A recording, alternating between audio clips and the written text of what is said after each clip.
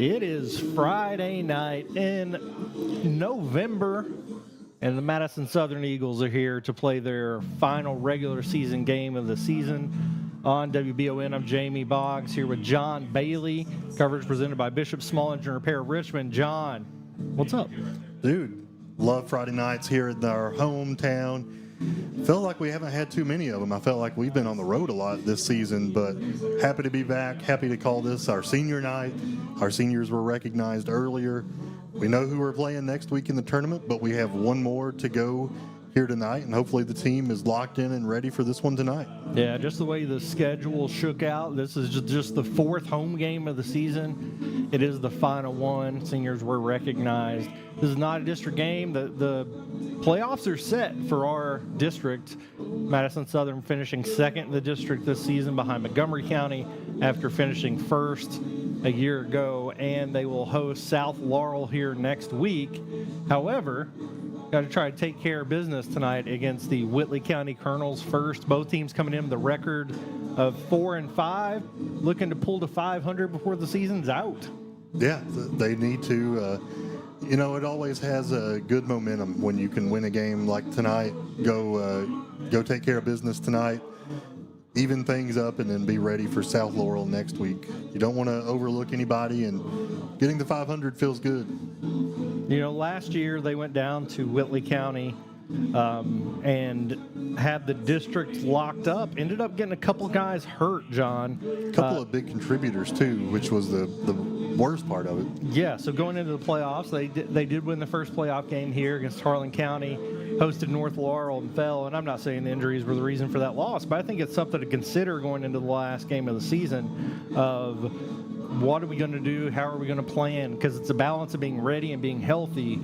And I think with the up and down season, the lack of home games, they are opting toward being ready, which I completely am on board with. But it is certainly something to keep in mind. Last season, they beat Whitley County 43-20 down there. Yeah, and in my mind, it was a closer game than that because it was a very scrappy game. It was a hard, physical game, and it was a lot of fun. But yeah, we did not play that game in a manner that everyone came home healthy and ready to go for the next week. We last year saw a really impressive game down there by Ethan Moore, who had 3 touchdowns, and one of those he picked off a pitch on an option play and took it to the house the other way. I think that was the big play of that game. That was like a dream of every kid, right, when you're playing backyard football, and to actually see that come to life in a game was incredible. Ethan Moore, one of the 9 seniors on this football team. Ethan Diaz, Dakota Fort, Turk Hembry, Braden Kelly, Ethan Moore, Rocky Roberts, Preston Tackett, Preston Williams, and Nash Wilder all playing their last high school football game today. I know a few of these individuals will be able to play at the next level, but for some of the guys, it's the last time they're going to suit up, at least in a regular season game. You go into the playoffs, you never know when your last game is going to be. Yeah, and we talked off the air, like, I'm going back to our conversation about staying healthy, what you need to do there. Taking a week off is not an option. These guys play both ways. They need them on offense and defense, and you want to win this game, but you want to do it in a way where hopefully you can get up enough points to come off the field and let the reserves have some cleanup duty. A team that we saw come into the season last year, the game was on the ground for the most part. It was very much a rushing attack. I think that was the plan this year, but with the young and not super healthy offensive line all season, we've seen them go to the air a bit more. We have sophomore quarterback Gabe Beard, who has thrown for over 1,000 yards. Braden Kelly's at almost 800 rushing, so a very balanced attack for the Eagles. On the other side of the field, John, the Colonels keep it on the ground. Yeah, and they're very efficient with the ball. Their leading rusher has over 1,000 yards himself. I mean, you mentioned Gabe. He's throwing that ball all over the place.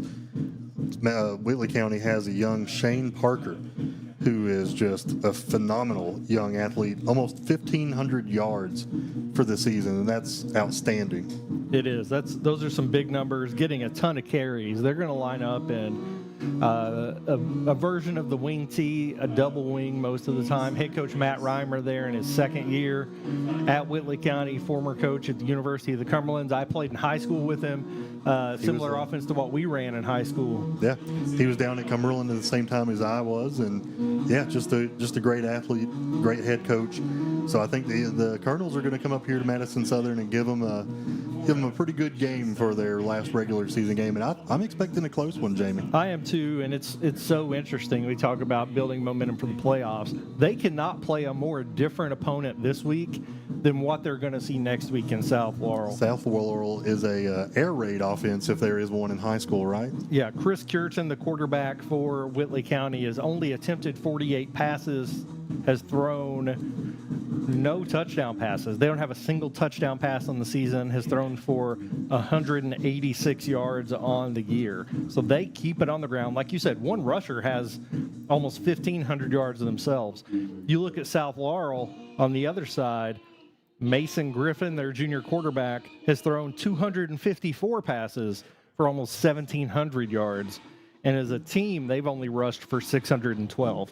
So you could not play more different opponents for your last regular season game and first playoff game. So I think that's just an interesting dichotomy as a coach to prepare for one thing all week and then completely switch gears next week.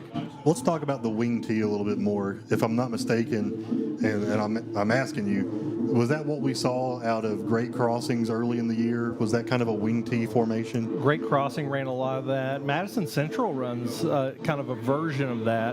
What did Monticello, Wayne County, did they run a little wing tee? A little bit. They ran a lot of Corbin Edwards. They ran a lot of quarterback runs. The wing tee is very much a fullback behind the quarterback. Quarterback's under center. You're faking 3 handoffs and giving it to one of the runners every play. They're giving it to Shane Parker 80% of the time, but that misdirection's enough. You're pulling a lot of guards. You're running a lot of counters. Just a lot of deception and misdirection in the wing tee offense, and a lot of motion too. So what do you need to do tonight? If you're Madison Southern's defensive coordinator, what are you saying to the boys before they go out tonight? Everybody has to play their responsibility. If you are a linebacker, you got to know, I got to watch where the fullback goes. I'm following fullback. Outside linebackers probably looking opposite halfback or tailback or wingback where they're lined up. You got to watch the guards. The guards are going to lead you to the football. So if a guard pulls right, you got to follow the football and get there. Discipline, discipline, discipline. Don't bite on a fake. Stick with your assignment, do your role, and I think you're going to be just fine. It's so tempting if you're a defensive end and you think the play's going one way. You want to break contain to get to where you think the ball's going to go, but then before you know it, it's coming your way and you're out of position. So staying in your lane, knowing your assignment, and then being ready to finish the play, going to be a critical responsibility for the Eagles tonight. And that's what they're going to be doing a lot of. You mentioned defensive end specifically. You've got normally the tight end is going to block down on a tackle, and then they're going to use a guard to try to kick the end out. So as a defensive end, you come across thinking, I'm untouched, I'm going to get a tackle. Then you got 2 guards coming your way and potentially another back. So you got to be able to shed some blocks in a hurry, and it's exciting. Defensively, I'm excited about where Madison Southern stands when you look at these 2 teams on paper. You've got Whitley County coming in, and it doesn't look outstanding on their defensive side. They have 1 defensive sack for the entire year. They have 33 tackle for loss. Madison Southern comes in, and they are just racking up. They have, I was just on last week's stats. Let me pull up the whole year roster here. But totally different team than Whitley County. They come in with 16 sacks in nearly 60. They have 57 tackles for loss. It's going to be important to tackle Parker in the backfield and not let him get off some explosive runs tonight. Something we also don't see a lot of is Whitley County's quarterback, Chris Curtin, is also their leading tackler on defense by a significant margin, 79 tackles on the season. So a very interesting team, and I think they definitely take on the personality of their coach, Matt Reimer, with just being hard-nosed, hard-hitting, ground and pound, let's get it done in the trenches. And it's going to be a good test for Madison Southern this week as we're on the pregame show here on WBON, brought to you by Bishop Small Engine Repair. We're going to take a 2-minute break and come back and break down more of the game for Madison Southern on WBON TV. We would like to invite you to join our family at Bishop Small Engine Repair. Outdoor Power has become a family tradition, with 3 generations here bringing you years of experience. We will help you find the best selection of outdoor power equipment from Code Cadet, Grasshopper, DeWalt, Makita, Echo, Shindawa, and now Steel in our Georgetown store. Or bring your equipment into our service department. We will keep it running for years to come. And as with all families, we have to keep Mama happy. So come on in and see us at Bishop Small Engine Repair in Richmond and in Georgetown. Whether you're looking for dependability in the game or on the road, Madison County is where you'll find it. Jack Burford Chevrolet in Richmond has the trucks you can depend on and a winning tradition just like our great local sports teams.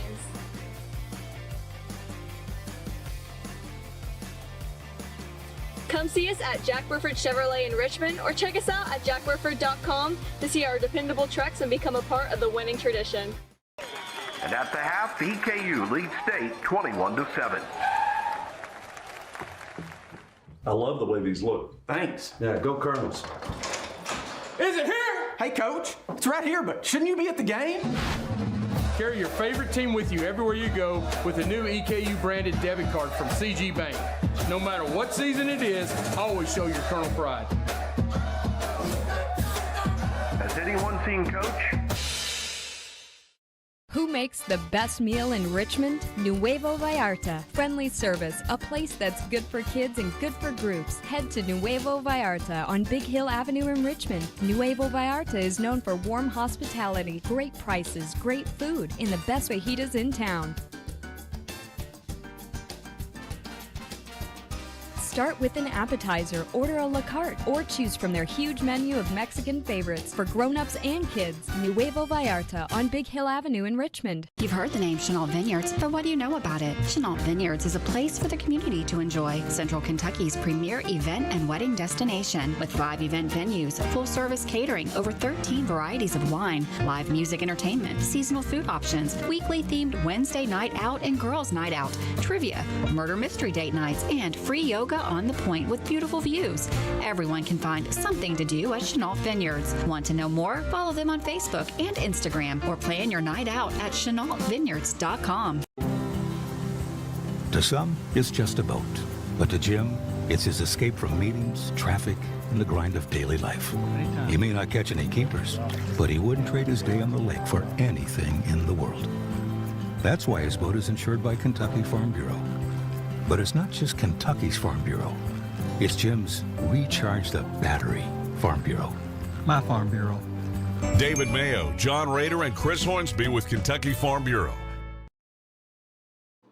Welcome back to the Madison Southern pregame show here on WBON TV, brought to you by Bishop Small Engine Repair of Richmond as the Eagles prepare to take on the visiting Whitley County Colonels from down in Williamsburg. John, you lived around that area for a while. I think it's a pretty good football town down there.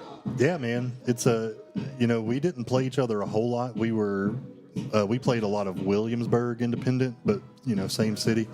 Yeah, man. They love their football down there for sure, and I think especially like hard-nosed football. So the running game, running the wing tee, zero surprised. Yeah, I mean, you have Whitley County, always a team that plays hard and has that kind of reputation. You have Williamsburg, like you said, a smaller school, but always tough, and University of the Cumberland. So a lot of good football coming down that way. And just a little road trip north on 75, you go into Laurel County. And Corbin always, they seem like they're a powerhouse lately. Absolutely. They came in and beat Williamsburg, shut them out. I think it was like 42-0 or 49-0. couple of weeks ago. Yeah, Corbin's a powerhouse too. They had Knox County and all those schools down there. A lot of good football in that part of the state, as we've got the band, I think, making their way out here with the flag, and the JROTC bringing the flag out. We're going to take a 2-minute break for the national anthem. Come back for more pregame action on WBON TV.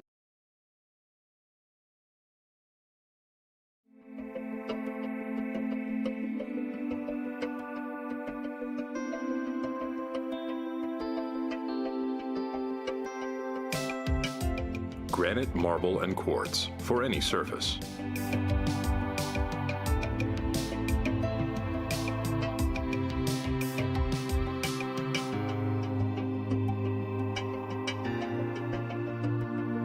Make a lifetime commitment you won't regret.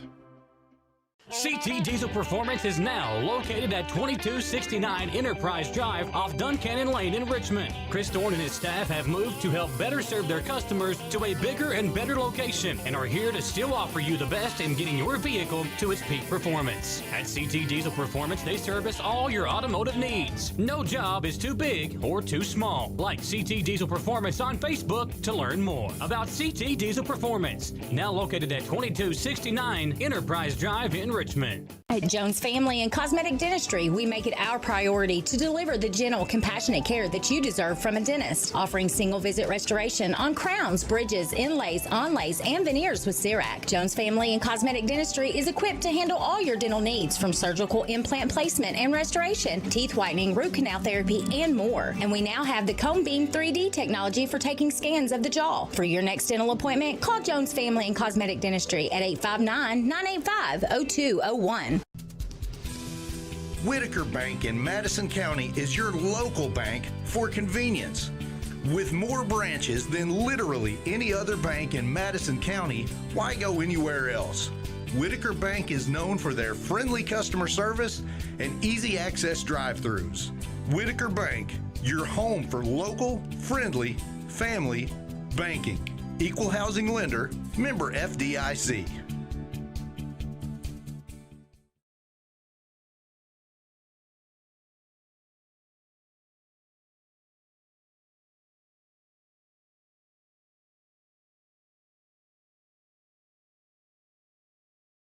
And we're back here at Madison Southern High School, about 10 and a half minutes to kick off as the Eagles are set to host the Whitley County Colonels on WBON TV. Pre-game coverage brought to you by Bishop Small Engine Repair of Richmond.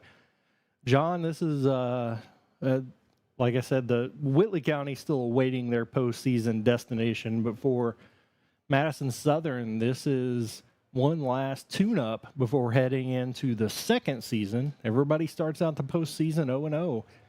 What are some keys that they can work on here in this game to get the win here, but also to be able to prepare for next week? These keys of the game brought to you by Jack Burford Chevrolet. Need the keys to your next ride? Go to jackburford.com or visit them on the Richmond Bypass. Yeah, so let's just kind of break down the season from tonight's perspective. So going into the bye week last week, your offense had some spurts at times where it looked really good and really clean, but a lot of times their drives just stalled out. They were relying on their defense too much, not really playing complementary football.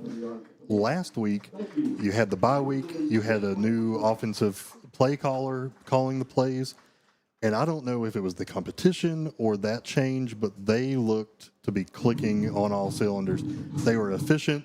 They were keeping the ball and letting their defense have a break. They were moving the ball, getting first down after first down, constantly moving the chains, and then scoring. Well, last week was what you want this to look like. So for the keys to the game, you need a repeat of last week. You need your defense to come in, do their job, get off the field, and you need your offense to come in, do some long, sustained drives that result in touchdowns, and then get off the field. Both teams playing at a high level is what you need to see tonight before moving into the postseason. And you mentioned the change. It's not like we went from seeing the Eagles run the power I to running a spread formation. The general formations are similar, and the play makeup looks similar, just a little bit of different design and a little bit of different scheme, I would say, in calling the plays, and it made a big difference last week. Will that translate here tonight? That remains to be seen. We have the dance team and the cheerleaders out on the field. Got some seniors out there as well. Angelina Chen, Claire Devers, Alexandria Wilcox, and Taylor Williams on the dance team. Summer Barnes, Madeline Crabtree, Lacey Long, Presley Miller, Jalen Roberts, Cadence Rose, Nora Sharon, and Skylar Sidow, senior cheerleaders. So cheerleaders out there performing with the dance team. Long list of band members in their senior night here as well. All that was celebrated beforehand, and these senior football players trying to get one more home dub to bring their record up to 500. Both Whitley County and Madison Southern currently sitting at 4-5, trying to get on the right side of that 500 mark for their record. So what about your Star Watch, John? Your Jerry Goebel State Farm Insurance Star Watch of the game. We've had big game. Braden Kelly had 4 rushing touchdowns a week ago. Gabe Beard has had games where he's put up 300 rushing yards. We have yet to see that breakout offensive game from Ethan Moore that we saw a year ago. He's been excellent on defense, as has Preston Williams. Who is it tonight? Who's got to stand out here for us to go back and look and say that was the guy that had to do that? Well, I'll tell you what, man. You mentioned a young man, Braden Kelly, who has almost 800 yards on the season. Would you believe me if I told you almost 300 of those came last week? Oh, wow. So yeah. 270 yards on the night last week for Braden Kelly. He was a beast all night long. He was breaking outside of tackle, some just really big chunk plays on the ground. I think he's going to be he's a guy that this team is dependent on all year. And I want to see him not only have a breakout game tonight, I want to see him be the star to watch, and I want to see him not get hurt and be ready to go next week against South Laurel. Absolutely. He is going to get a lot of touches tonight. Last week we saw Samaj DeShields get a lot of touches in the backfield as well. He is not dressed tonight. Not sure what quite what that injury entails, but he is not dressed and suited up to play, so we'll see who ends up being in that running back rotation. It's been Preston Williams at other times of the season, last week and this week as well. He's a little banged up, didn't play any offense last week, so we'll see if he gets there and gets any carries either. But a lot of different things to work on tonight, certainly room for improvement. And like you said, we're just in week 2 of a new play caller, so they're still figuring out what's working, what's not, what's the play call cadence going to be. I do feel like they played a little faster last week, so a lot of fine tuning to do in just 1 week to do it before the Cardinals from South Laurel come up here next week. I'm excited to see it, and I would anticipate with the new play caller comes a few new wrinkles. Maybe not seeing those tonight, maybe keeping those in the back pocket for next week against South Laurel. But I think I'm seeing things that I like. I'm seeing a team get better every week, and that is the sign of a healthy team, not necessarily in terms of physical health, but a healthy, like a well-coached team. It's a machine that's getting tune-ups each and every week, and it's being more and more productive. I love it. We're about to get to the coin flip here. Just want to give a shout out to our sponsors. Big thanks for supporting our team and helping us get on the air each and every week.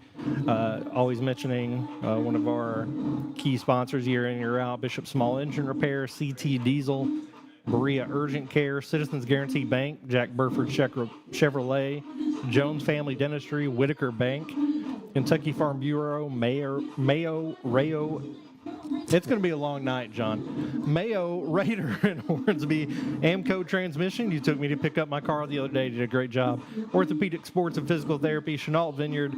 Bluegrass Marble and Granite. Nuevo Vallarta. And now you talk. Cumberland Valley National Bank. First Franklin Financial. Lake's Funeral Home in Berea. ABR Auto Recyclers in Richmond.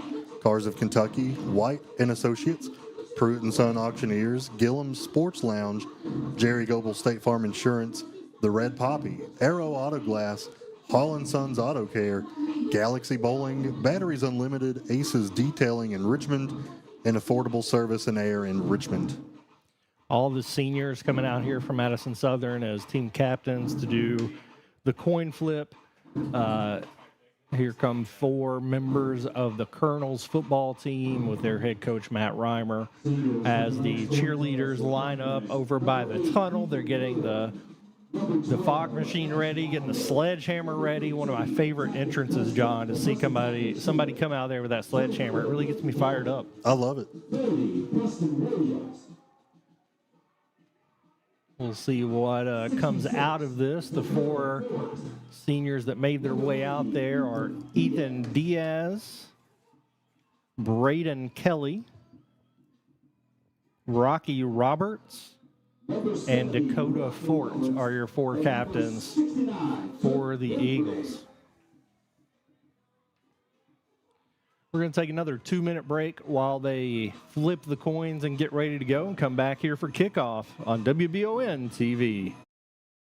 Orthopedic and Sport Physical Therapy will help guide you on your road to recovery. It is our mindset, a spirit driven to excellence to help people heal faster and better. If you have pain or an injury, or you need experts in sports medicine, Orthopedic and Sports Physical Therapy is your best choice in rehabilitation, and you have direct access. In most cases, you do not need a referral to any of our 7 locations serving the region. Just give OSPTKY a call. Visit our website at osptky.com to find the location nearest you. Hey, I didn't order any pizza. Jake from State Farm. After you saved me so much dough on insurance with that Parker promo, I devised a promo for you. Here's the deal, Parker. State Farm offers everyone surprisingly great rates. Right. Pepperoni pockets, cuckoo crusties. There's no promo, it's just great rates. And a cider ranch. When you want the real deal, call State Farm agent Jerry Goebel in Richmond today. Like a good neighbor, State Farm is there. Hey everyone, Jeremy here with the Red Poppy. We're not your typical small business. We're a full floral and gift boutique, plus serve coffee and refreshers, and we have several food options as well. Stop by our convenient drive-thru on your way to work or let us deliver. Like us on Facebook and join us live at 5 each Friday where we give away great gifts. So far this year, we've given away a trip to Vegas, a trip for 4 to Disney World, and lots more. Come see us anytime and take advantage of our full menu at the Red Poppy, 5006 Atwood Drive, Suite 1 in Richmond. Gillum Sports Lounge isn't just a place for good food and hospitality. It's about gathering with family and friends, satisfying those taste buds, and cheering on your favorite team. You can't go wrong with one of their delicious burgers, salads, pizzas, or one of their many appetizers. Order online or stop in and see for yourself why Gillum Sports Lounge has been a staple in Richmond for almost 20 years. Located inside the Richmond Mall. Gillum Sports Lounge. Like them on Facebook to see more. Welcome back to Madison Southern High School as the Eagles make their way out onto the field. Ethan Moore with the sledgehammer. Nash Wilder with the American flag as the Eagles make their way onto the field on WBON TV. Coverage presented by Bishop Small Engine Repair of Richmond. I'm Jamie Boggs here with John Bailey. John, Madison Southern won the coin flip, deferred to the second half, and will be kicking. And will receive the second half kickoff as they go out there to be on defense first. As we talked about before, they are going to be seeing a lot of run on the defensive side tonight. So we'll see how they adjust. Last week, playing up at West Jessamine, really a solid defensive performance all around. They gave up a touchdown the first drive of the first half, and I think the second drive of the second half. Besides that, they really didn't give up a lot. Yeah, I always think Mark Payne's teams are always ready to play defense. Former defensive coordinator. Defenses look solid all year, most of the time, and hopefully tonight they don't have a lot of things to pay attention to. It's Parker's probably getting the ball. Let's tackle him before he gets the first down. Yeah, we'll see if Coach Reimer has any wrinkles of his own drawn up here. Of course, this game should not impact the playoff stance for Whitley County unless, you end up with some kind of odd tie and it goes to out-of-district record, but I don't really expect that to happen. R.J. Blair set to kick off here for the Eagles. Shane Parker back deep for the Colonels, as well as Aaron Rowe. We'll see. We have seen them pooch kick it just a little bit more than normal lately. R.J. Blair looking to the sidelines, looking for a coach to have some input. I don't know if they're telling him who to kick it to or not, but interesting. It's going to go to Parker, most dangerous runner on this team, and he's going to be brought down right around the 30-yard line. He caught it probably at the 22. So I think the coach was probably saying kick it to anybody but Parker, but he kicked it to Parker. Right to him. Yep, right at the 31 is where the Colonels are going to start the opening drive of the ball game. Eagles out there Blair trying to get some clarity, making sure somebody goes and gets the kicking tee off the field. Going to follow on that. Ethan Diaz and Preston Williams setting the edges for tonight's defense. There's Parker up the middle. He is hit by R.J. Blair and stumbles forward. Currently sitting in that fullback position. John, traditionally you think about a fullback as the big-bodied blocker. In this type of offense, the fullback is primarily a quick hitter who is getting those handoffs and hitting the hole quickly. So we're going to see him move around. Now he's over on the left wing, but he's able to get the ball and play any position in this wing T offense. He's going to go in motion here, fullback up the middle. Going to get a first down, I believe. I don't have a number on that ball carrier just yet. Number 25. 25 is Cody Bryant. First and 10 Colonels after 2 runs right up the middle. Like I said, Chris Cureton has only attempted less than 50 passes in their 9 games. So don't expect him to throw the football a lot. I will say in pregame, he looked pretty good tossing the football around. Motion across, Parker up the middle. He's hit at the line, falls forward for a gain of about 5. He was hit right at the line of scrimmage, but able to just keep those legs turning and fall forward. You know, that's a critical aspect of a running back's game that is just often undervalued. The ability to fall forward when being hit by 4 people is pretty impressive, and that's exactly what he did just there. Lined up at fullback again, 2 wide receivers, no tight ends in this current set for Madison Southern was going to jump when they saw the motion. I believe that's going to give the Colonels another first down. They were going to give it to Parker up the middle again there.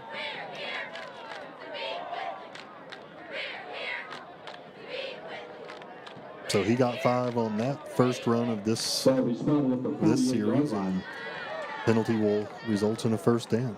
2 first downs so far in this series, this drive. Yeah, it was a little uncertain there about the spot, but I think we got it all figured out. Ball's moved across midfield, currently in Southern territory on the 48. Parker's on the other wing now. He's going to go in motion, and he's going to get the pitch around the end. He gets the edge before being hit on his way out of bounds by Moore. Another gain of 5. 5 yards a pop. Hard to stop. Yeah, no need to throw the ball if you're getting at least 5 every time you touch it. So he does have 22 rushing touchdowns on the season. Obviously handles a lion's share of the carries.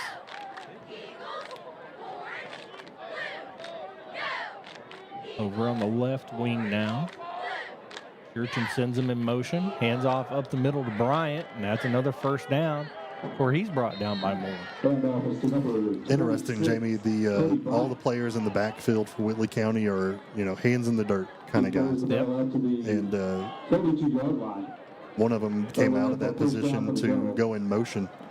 The lineman, and he wanted to say he's offsides. Yeah, yeah. And you don't see that a lot at all in the backfield anymore, let alone the ones that are going in motion. Because on the line, you put that hand down, you bring it up, you're offsides. I learned that the hard way. I remember where I was when I learned that. Parker up the middle. He's going to get 12. The ball came out. We'll see who picked it up. Think he got it back. First down. Yeah, he coughed it up right before he was going down, so the Eagles had a chance to fall on it, but he kind of landed where he was landing, so just a convenient way to cough it up and pick it right back up. The Colonels doing exactly what they do on film, exactly what we expected them to do, but they were very good at it, so the Eagles still trying to find a way to stop it. Parker in motion. Option, he catches the pitch. Ethan Diaz runs him down. R.J. Blair finishes him off, going to get about 5 again. Diaz nearly had him in the backfield, unable to get a hand on him, though. That was a really well-run option play there. Good pitch by Cureton. This is where we talked about everybody staying in your lane. Know your job and do it. You want to crash down and tackle the quarterback who has the ball, but when he's able to pitch it out, can really burn you if you commit. And when they run the option, there's usually the defensive end will have the quarterback. The outside linebacker has the pitch man. I mean, that varies by team and scheme, but everybody does have a responsibility in that situation as well. Tight end to the left this time. Parker at fullback. Motion across. Hand off to Parker. He breaks a tackle. Breaks another. Brady Reeser pulls him down just short of the goal line as they ran fullback off tackle there. Half of his body was in the end zone. I thought maybe he had drug everyone into it and scored a touchdown, but I don't think you can get any closer to the end zone without being in it. And they're going to look to punch it in here after driving down the field, doing nothing but running the football right up the gut. Couple pitches around the end, but most of the damage done in the middle. And Parker's going to put it in the end zone himself. 6-0 Colonels as Parker gets his 23rd rushing touchdown of the season. So far, the Eagles have no answer for this running game. Colonels come out for this extra point. Nothing about that drive should have been a surprise to the coaching staff. It's just going to take men stepping up and stopping Parker.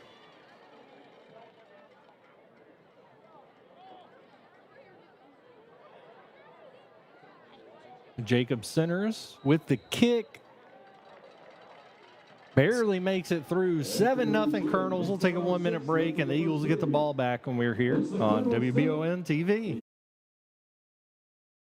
At the Galaxy Bowling Center and Champions Bar and Grill, we have activities galore, including video games, bowling, pool, delicious food at Champions, plus karaoke and live entertainment 7 days a week. Enjoy the climate-controlled patio, watch NFL football, and your Kentucky Wildcats all season long. The Galaxy Bowling Center and Champions Bar and Grill, just off exit 87 at 1025 Amberley Way in Richmond. At First Franklin Financial, we make loans for living, offering personal loans from $600 to $15,000 with fixed rates, flexible terms, and payment plans to fit any budget. And with same-day approvals, you can get your money right away. The next time you need a little financial help, First Franklin Financial is here for you. Visit oneffc.com to learn more. Back here on WBON TV, coverage presented by Bishop Small Repair Richmond. I'm Jamie Boggs with John Bailey. John, the Whitley County Colonels marched the ball down the field and got everything they wanted in the run game. They did. I don't think they had a negative play on the drive, and things couldn't have went better for them. 7 minutes to go here in the first quarter. They ate 5 minutes of clock and put 7 points on the board. That was the 23rd touchdown of the season, like I said, for Shane Parker. Picked up by, I think Chastain picked that up. Number 23. Oh, that is not Chastain. Chastain is 11. The Eagles are going to take over on the 38-yard line. That was Brown on the return there. Kristen Brown, another freshman contributor on special teams. Again, if you haven't seen the Eagles play in the last couple of weeks, a little bit of a different look on offense. And we'll see what they draw up here as Braden Kelly gets it up the middle, and he's going to get a big chunk of his own, get about an 8-yard gain on first down. If that plays an indication of how tonight's going to go, I think we're going to have a good back-and-forth game. Braden Kelly run up the middle, for about 8 yards, almost Which, 9 yards. Even last week, that was not how he was getting his big chunks. It was normally off tackle around the end, but that one was straight up the gut. Exactly what Southern wanted to do. We'll see where they go with it here. Something we saw a little bit more of last week, Beard under center. Didn't see that a lot earlier in the season. He's going to roll out to the left, throws it deep. He's got Sam Little. Oh, and he dropped it. He had it right in the hands and dropped it. Just a little bit short there, falls incomplete. I like taking a chance of throwing the ball down the field on 2nd and short, though. Going to bring up 3rd and 1. Like the play call, love everything about it, just a little short. Otherwise, that could have been a big gain, about a 14-yard pickup if he would have got it. Beard running the play back onto the field again. I think he was in shotgun, I would say, 99% of the plays until last week, and still the majority, but not every play. He's now in the pistol with Kelly behind him, 2 tight ends, 1 split each way. Kelly gets it up the middle. He's hit at the line, but I think he's going to move forward and get a 1st down before they blow the whistle for forward progress. Yep, 1st down, Eagles. Good 3rd down pickup, and that was a great possession there. Good pickup on 1st down, 9-yard chunk. Opens the playbook up for 2nd down. If they can do that again here, that'd be great. Here's our answer for what are we going to do with the backup running back situation with the Shields out. Preston Williams coming back out to play some offense. Actually, he's going to tight end. Braden Kelly's still in the game. Everybody in tight this time. Haven't seen this a ton. We'll see what they do with it. Hand off around the end to Ethan Moore. Cuts back across. He's going to get a gain of about 5 himself. It's a good play that we haven't seen Southern run all year. There was about a little misdirection. You could have given that ball to about 2 or 3 different people, but it goes to Moore for about a 5-yard pickup. You mentioned wrinkles. I don't think that went according to plan and still ended up going for 5 yards. So I think that's something certainly to keep in mind. Who was in at quarterback on that play? That was still Beard. Okay, Beard. He's coming. Beard he's ran running to the over sidelines to get the play. Yeah, okay. Gonna wear Preston a man Williams came out on that play. Motion across. Braden Kelly still gets it up the middle. He breaks into the open field, breaks 2 tackles before being brought down from behind at the 27.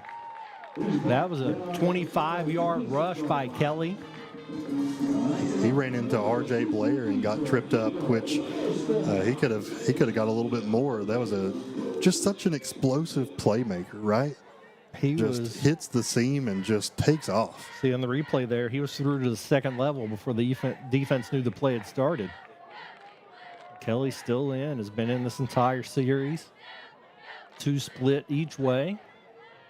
Pass out in the flat to Braden Hall, who's going to try to get to the edge. A lot of speed. He's going to get a 1st down before being knocked out of bounds right at the 15. Another good pickup on 1st down, Jamie. That's what you like to see out of an offense, not digging yourself into a hole there. They're marking him a little short of the 1st, which honestly, again, we get a really short 2nd and 1. Oh, now they're going to move the sticks. Dudes with sticks. Am I right, John? That's right. 1st and 10 at the 16. He was running right for it, so it wouldn't have surprised me if he did step out just a little before it, but it would have made for a 2nd and short. But 1st and 10 will always play just nicely. Beard takes the snap. Hands off to Kelly, looking for somewhere to go. May have been a busted play. I think he's going to get about 3 before being brought down. Like the handoff may have been supposed to go a different direction. Yeah, I don't think Braden Kelly was expecting that ball based on the body language we saw, but to not expect it, take a stutter step and still get 3, I'm going to call it a win. Yeah, that's a long 3 as well. 2nd and about 6 now.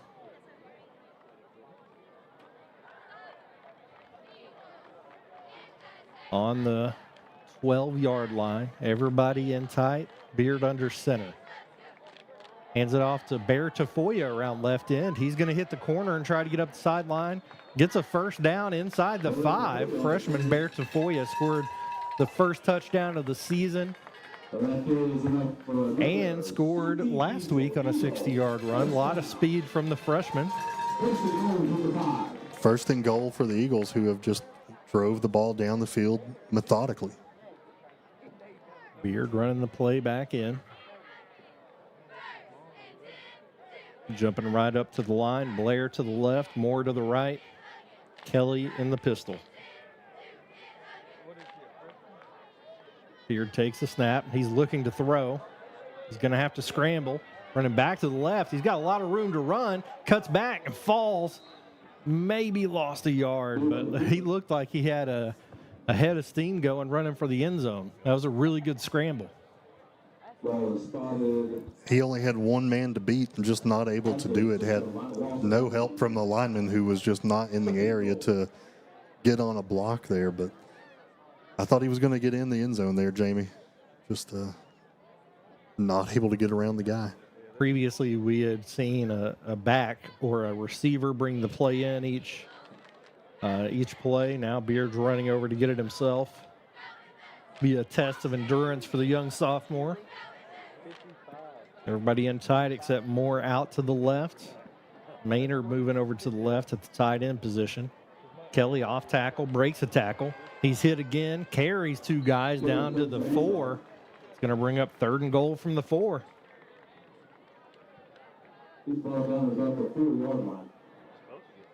John, I'm hesitant to even ask this, but is this 4 down, or you want a touchdown here? Do you settle for a field goal the way you've moved the ball? You're down 7, you need 7. I don't know that in this game field goals are going to be doing that much for you. I'm going to try to punch it in there. So I think this is 2 down territory here. Kelly behind Beard again, and he's going to get it up the middle, spins out, breaks 2 more tackles, and he's going to lose about 3 there. Now it's back to the 6. Fourth and goal from the 6 here, Jamie. This is a tough play call because I feel like you probably do need to go to the air here. In 3 plays, they've gone back 1 yard after moving the ball seemingly at will all the way down the field. But you get down here, and it really changes what you're allowed to do because the field's a lot shorter. The defense doesn't have to cover as much laterally there. I feel like if you have any wrinkle, it looks like man-on-man versus Ethan Moore. Beard rolls out to the right, throws it. Touchdown, caught by R.J. Blair. Kept his feet in as he fell out of bounds. I believe we got that replay here, John. You can see Beard fake the handoff to the left, roll out to the right. They've done that a couple times from under center. He throws it on the run. R.J. Blair falls. I think he got his knee in. In high school, you have to have both feet or a knee in. I think he landed on his knee because he definitely didn't get both feet in there. He had one leg up in the air. Really good catch as he positioned himself right inside the pylon. 7-6. The Eagles look to tie here after he scored the touchdown, trying to score the extra point. Up and good. 7-7 tie back in 1 minute here on WBON TV.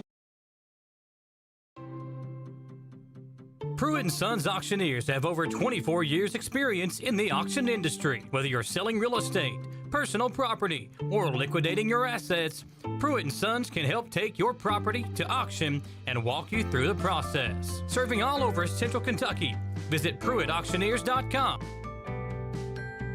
And remember, Angela Pruitt for all your real estate needs as well.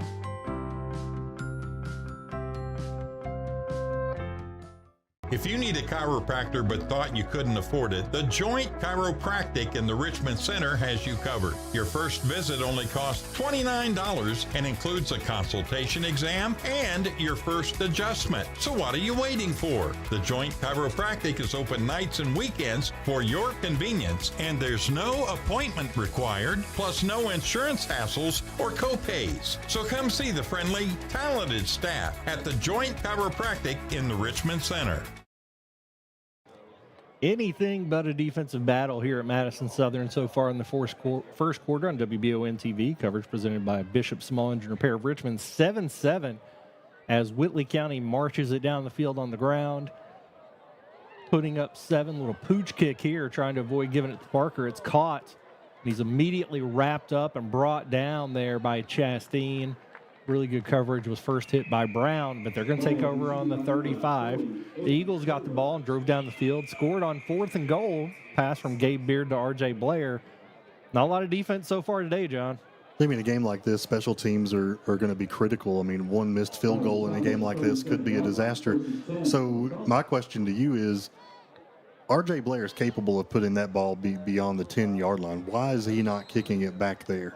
Do they have some skill players that are able to move it around? Because you're giving them really short field position here with things starting around the 40. Well, yeah, they have Shane Parker back there, so I think, and he's lined up at fullback right now. I anticipate him getting this football as he does and gets another big gain. I don't think he's had a carry of less than 5 yards. He's going to get about 6 there. Yeah, I don't know, John. You can certainly kick it away from him. Rose back there with him, the leading receiver on the team, but I don't know. I haven't seen him with the football today, so it's hard to tell. Maybe you're hoping. We did see a couple times last week when that ball bounced and Southern was able either to jump on it or make a hit that pushed him back. So maybe that was the intention there. 2nd and 4 for the Colonels. 2nd and 5. Got motion. Bryant up the middle this time. Hit immediately and brought down. Preston Williams in there, or I'm sorry, Ethan Diaz in there on that one. Diaz and Kelly. Still some positive yardage. It's going to be a 3rd and short, maybe a 3rd and 3 coming up for the Colonels. Correct me if I'm wrong. This is their first 3rd down of the game. Yeah. They got a first down in 2 plays every other time. And they're going to take that to the 2nd quarter. They are. That's going to wrap it up here, as they are a team that keeps the football on the ground, and they have possession there for probably 8 minutes of that first quarter. We'll be back for the 2nd quarter after a 1-minute break, thanks to the Red Poppy on WBON TV. For over 40 years, Lake's Funeral Home and Crematory in Berea have been helping families through the hardest times in their lives. With traditional burial planning to cremation, the folks at Lake's can help you honor your loved ones with final arrangements. Lake's can also help pre-plan now. Let your family members know what you want and help ease their burden. Visit lakesfuneralhome.com to learn how easy it can be to pre-plan. Lake's Funeral Home and Crematory, the only on-site crematory in Madison County. We would like to invite you to join our family at Bishop's Small Engine Repair. Outdoor Power has become a family tradition, with 3 generations here bringing you years of experience. We will help you find the best selection of outdoor power equipment from Co-Cadet, Grasshopper, DeWalt, Makita, Echo, Shindawa, and now still in our Georgetown store. Or bring your equipment into our service department. We will keep it running for years to come. And as with all families, we have to keep Mama happy. So come on in and see us at Bishop's Small Engine Repair in Richmond and in Georgetown. And we're back here on WBON TV. The Eagles of Madison Southern tied with the Whitley County Colonels 7-7 as the Colonels have the ball. 3rd and 1 at the 45-yard line. Jamie Boggs here with John Bailey. Coverage brought to you by Bishop Small Engine Repair. Richmond just heard from them there. Big thanks to all of our sponsors that make this coverage possible. As the Eagles here on senior night, the last game of the regular season, although they will host a playoff game, and we'll be back here next week. Parker goes into motion. Handoff to Bryant up the middle. He's hit immediately by Preston Williams, but I think he got the first. Very short gain, but that was all he needed for the first down. But you like what you're seeing out of this defensive line so far. I mean, they do convert for the first down, but we've had a few plays or a couple plays in that little drive that resulted in just a short pickup instead of the 7 or 8 that we had been seeing by Parker. Riley Causey coming in to play a little linebacker, I believe. Has primarily played line, was a linebacker growing up. Looks to fit right back in there. Hopefully stuff up some of the run up the middle there. Parker on the left wing in more of a T formation than a double wing this time. Looking at the sideline for the play. Parker goes in motion. Off tackle to the left is 24, who gets stuck there by Ethan Moore. 24 on the carry. That is Gary Elmore. Didn't get a lot of touches, but good gain there for 8 yards. Didn't get touched till he got to the 3rd level there, John. Secondary were the first ones to get a hand on him. Ethan Moore came in to blow that one up, or he could have got a lot more yardage on that play. And when he got hit by Ethan Moore, he got hit. That was a big-time hit by Ethan Moore, but you'd like to see that about 5 or 6 yards on the other side of where he got hit. 2nd and 2 for the Colonels. I formation this time. Haven't seen that out of the Colonels yet, but it's still Parker off left tackle, cuts it back up the middle, and he's got a big gap through the middle. Brought down by Brady Reeser after a gain of about 10, and they continue to move the football at will on the ground. Eating up the clock in the meantime, already down to 10 minutes to go in the half.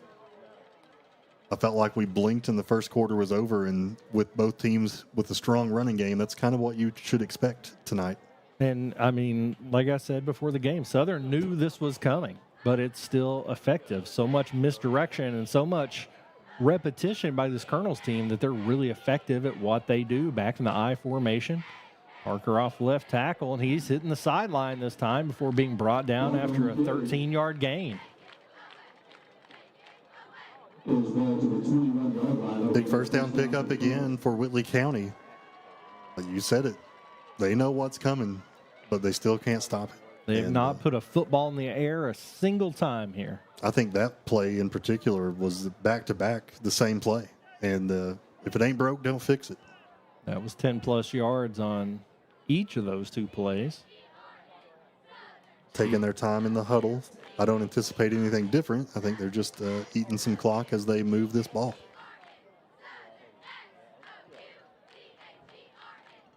Same play, number 3, and another 10-plus yards. Touchdown, Parker. 20-yard rush right off left tackle. Same play 3 times in a row. The Eagles can't keep him out. His 24th rushing touchdown of the season, 2nd of the day.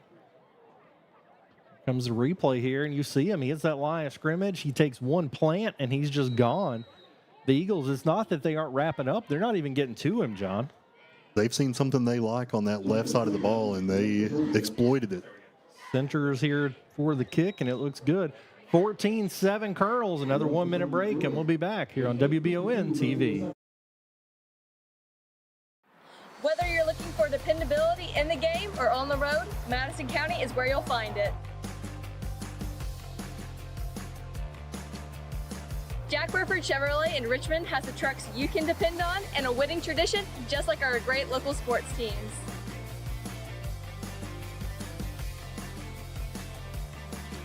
Come see us at Jack Burford Chevrolet in Richmond or check us out at jackburford.com to see our dependable trucks and become a part of the winning tradition. And at the half, EKU leads state 21-7. I love the way these look. Thanks. Yeah, go Colonels.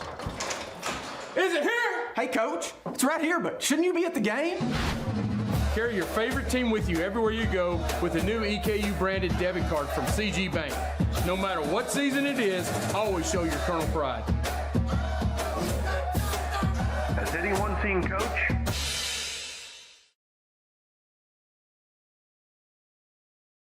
By the Red Poppy here on WBON TV, back as the Eagles now trail 14-7.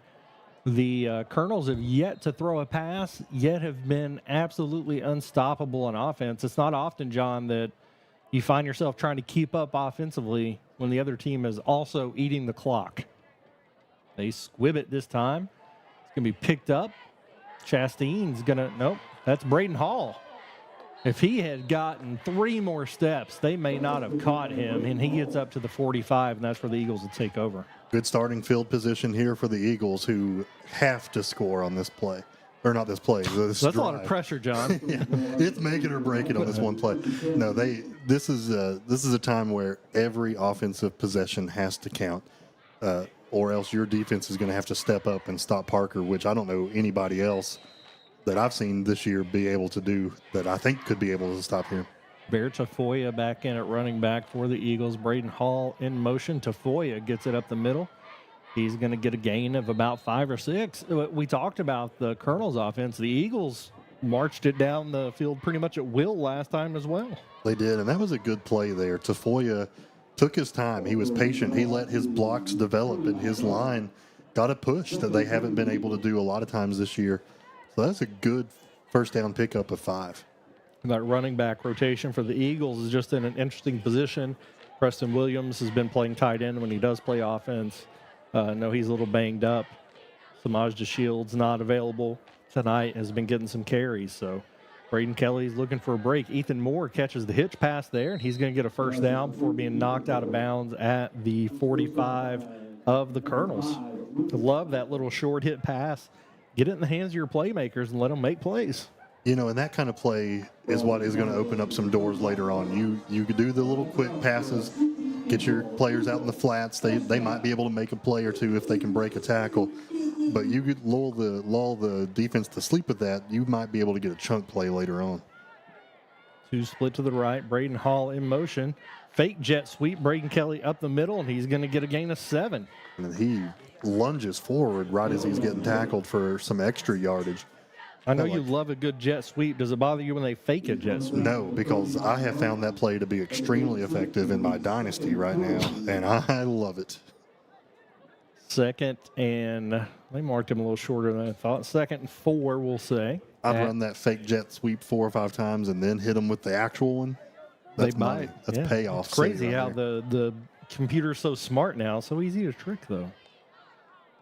Beard drops straight back. He's got pressure. Ends up throwing it away. Great job getting rid of the football. Good catch by the principal of Madison Southern. Wonderful catch.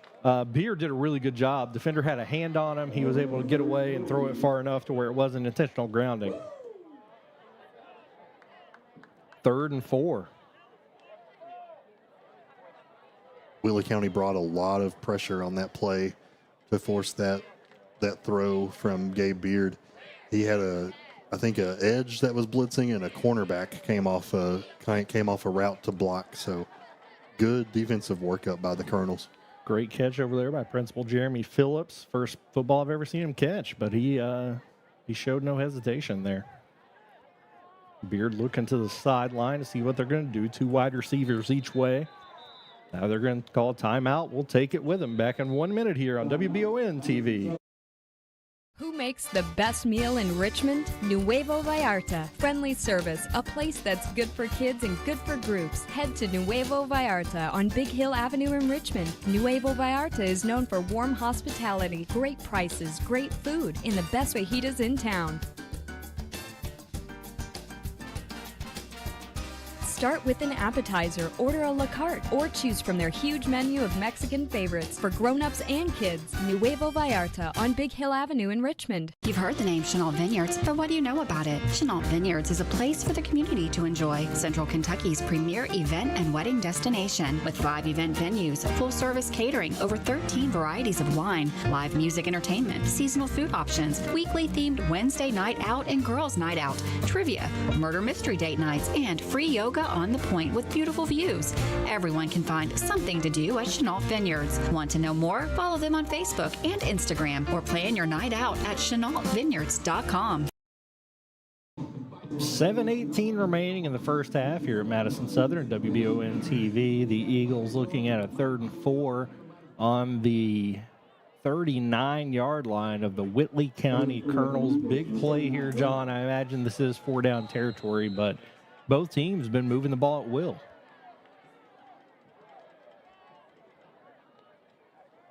Rolls out to the left, short side of the field, looks over the middle. He's got Ethan Moore, who makes the catch and gets out of bounds.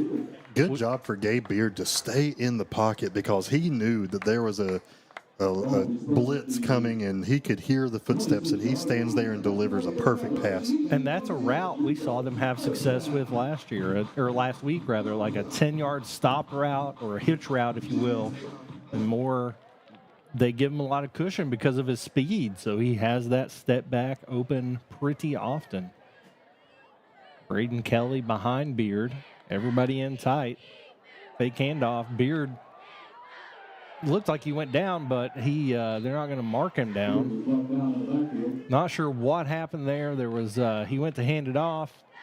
He did have some receivers running deep. Looked to me like that was supposed to be a running play, but very discombobulated, and they are going to mark him down back where he first slipped at the 34. Yeah, I don't know if he actually took a knee on that. It looked like he was slipping for sure, but he put the ball down to kind of stop himself from going all the way down. and they didn't blow the whistle. They didn't blow it dead. I feel like they should not have spotted the ball there.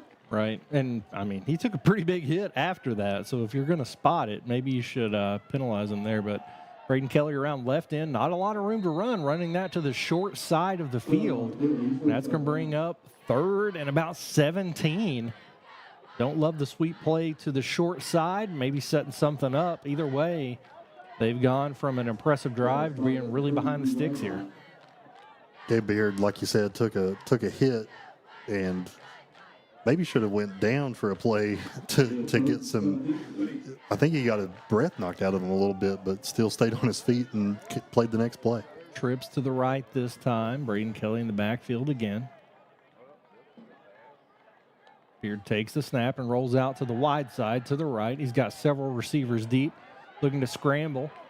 Does a great job evading the defense. He's going to run with it, and he gets knocked out of bounds after a gain of 10. That's going to leave it at 4th and 7, though. Really good run there by Gabe.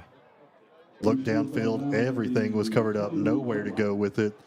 And just his pocket presence again, man, just incredible. And to think that this young man is only a sophomore.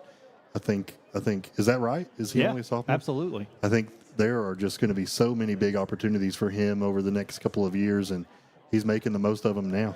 He is. I mean, he had 2 big defensive linemen bearing down on him, was able to get away. R.J. Blair comes in here for the attempted field goal. Going to be a 41-yard attempt, 4th and 7. Comes the snap. The kick's up. It's long enough. Is it straight enough? It is good. Field goal good. 14-10. We'll take a 1-minute break and come back for Eagles defense on WBON TV. To some, it's just a boat. But to Jim, it's his escape from meetings, traffic, and the grind of daily life. He may not catch any keepers, but he wouldn't trade his day on the lake for anything in the world. That's why his boat is insured by Kentucky Farm Bureau. But it's not just Kentucky's Farm Bureau. It's Jim's Recharge the Battery Farm Bureau. My Farm Bureau. David Mayo, John Rader, and Chris Hornsby with Kentucky Farm Bureau.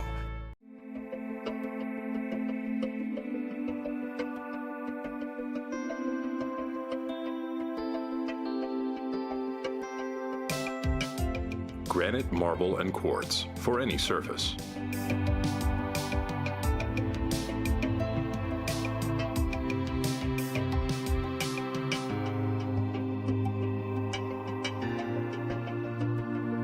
Make a lifetime commitment you won't regret. Here at Madison Southern High School and WBON TV. 6 minutes left to the half as the Eagles trail 14-10 after a 41-yard field goal from R.J. Blair. John, we were talking during the break that a lot of times you use college and pro football, and yes, field goals are necessary, but a lot of times you're settling for less points. I think a lot of momentum comes from a 41-yard field goal. That's such an impressive feat. The ball's rolling around now. Parker picks it up, and he's hit pretty much immediately and brought down at the 30. I think it pumps your team up to see somebody make a 40-plus yard field goal in high school. Well, I hope it pumps up the defense, because going for the 3 there instead of trying to convert for that first down, you scored, but you're still behind. You have to get a stop now on defense, and I think that's asking a lot from your defense when you got a young man like Parker running the ball and just kind of imposing his will. So they need to step up and make that right for their offense. He has gotten just about everything he's wanted here. They ran a lot of the I formation there in that last drive. He's currently at fullback in the double wing, or the wing T rather. Bryant motion, Parker up the middle. He's getting to the second level before they ever get a hand on him. It's not a matter of breaking tackles while he has done that. They're just doing a great job of getting into the open field immediately upon the handoff. Jamie, this might sound crazy, but is there a defensive scheme where you want some lighter linemen that are a little faster and, you know, maybe throw some cornerbacks in on the defensive line and try to make a stop that way? Is that, you know, with Maynard and Edmonds in that interior sometimes, I feel like that's kind of what you have. I formation now, off tackle. He's going to make it around the end and step out of bounds after the first down. They ran that play 3 times in a row earlier, once for a 20-yard touchdown run. I was going to say three times, almost 50 yards and a touchdown. First and 10 here for the Colonels. They are just moving the ball well. 5 minutes to go here in the second quarter. Landon Estep coming back in for the defensive line. Eagles will get the ball after the half. Really need to make a stop here and don't let their offense score again going into the half. Parker in at fullback, Elmore in motion, and I believe we're going to have a false start there as maybe Parker took off a little too soon. It's going to back him up 1st and 15. If that is the case, and I believe you are right, that's going to be the first negative play they had all night, and that's going to come with also their first penalty. Gives the defense a little bit of breathing room, although they have been very efficient, they being the Colonels offensively. Corbin Kimball coming in to play some corner. Quite the alliteration here with 5 minutes left. 1st and 15 for the Colonels at their own 37-yard line. Motion. Going to pitch it to Parker on the sweep. And he's going to go out of bounds after about a 3-yard gain. Kimball thrown right into the fire is the one that forces him out of bounds. Great defensive play. 5-yard pickup. He threw the stiff arm, Jamie. He did. Love to see that. 2nd and they're going to give him an extra yard there. 2nd and 11. Generally, they have been converting first. They've only made it to 3rd down one time in this first half. Every other time they've made a first down in 2 or fewer plays. We'll see where they go this time. Had most of their success in the I formation, but they go back to the double wing with Parker on the right side. Gonna throw it. They throw it out in the flat. It is complete to Elmore. Elmore caught from behind, I think by Reeser, and they just did not see it coming. That's the first pass of the game, and it goes for 40 yards for the Colonels. Well, and that's what this run attack will do. You get in the groove and you expect it to be a run, and then a 40-yard chunk play off of a pass that was only like a 5-yard reception turned into a 40-yard gain. Yeah, you had him come out of the wingback position there and really just run a little out route into the flat. Now we're back in the I formation. Parker off left tackle, trying to get to the edge, and he does. He hurdles.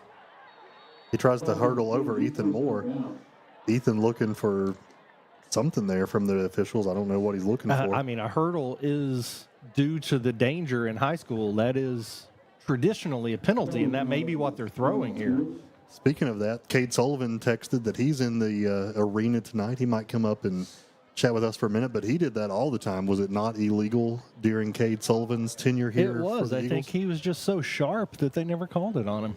But yeah, that's due to, again, my brother's an official, so I ask him all these questions all the time because of the danger of being upended and landing on your head and potentially breaking your neck. That's a 15-yard penalty for hurdling a defender. And they do assess it there. I did not see the flag, but it came out after the play, after the play. It came out, and it is 2nd and forever now. Maybe the big momentum that the Eagles needed defensively.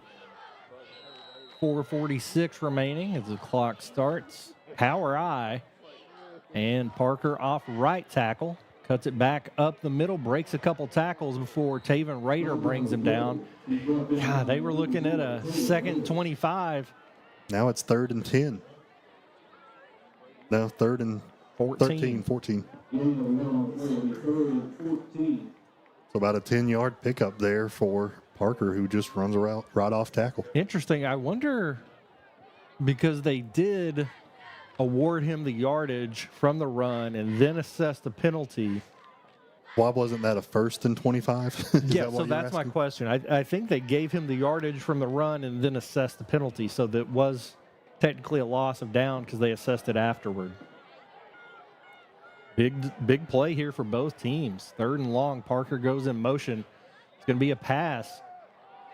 They throw it deep down the sideline, just out of reach. Looks like R.J. Blair was in coverage there. as Cureton threw a very pretty football. We know they don't throw it very often, but that was a pretty good-looking ball that just didn't end up connecting. Now we're going to have 4th down.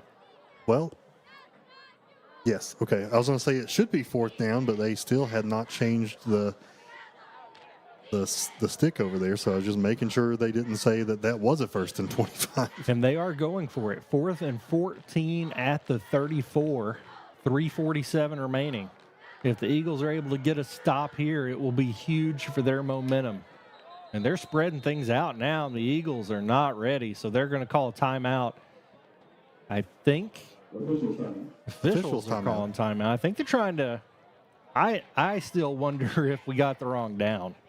I feel like it should be 3rd down right now. I do too. I don't think we should have lost the down on that 1st down penalty. Not sure what the officials are discussing. I can't think of anything else controversial that's happened on this drive.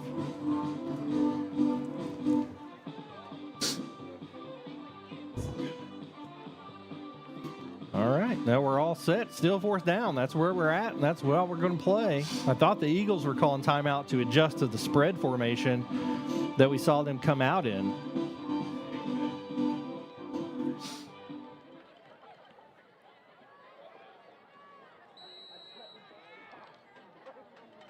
They came out. Cureton was in the shotgun with wide receivers everywhere. Certainly a different look than we've seen the rest of the game.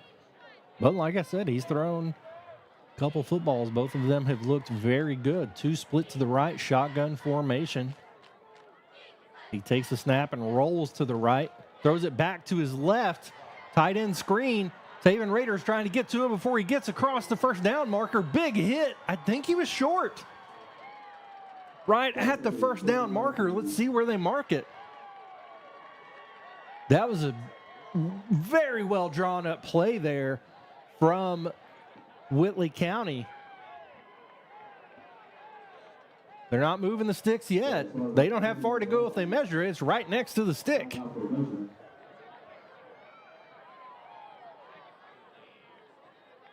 I mean, from my perspective, it looks like they gave them enough to get the 1st down. Unless they stretch these things, and I'm surprised here. I'm not sure exactly where he was when he landed out of bounds, but Raider put a thumping on him, and that was their tight end. That was a great. If you go back and look at the replay, I think Raider took the hit. I think the big wide tight end laid a hit on Raider as he was being tackled. You know what? I think that after watching the replay here, I think he fell just about across the 20. So I think that is the right call to give them the 1st down. And kudos to Whitley County for a well drawn up play. Did you, I wasn't able to watch the replay. Was it Tater that laid the hit, or did he get the hit? Yeah, the tight end delivered the blow, I think. But still, great defensive play to try to stop that. I think our guys with sticks are awaiting further instruction. I think they should be moving.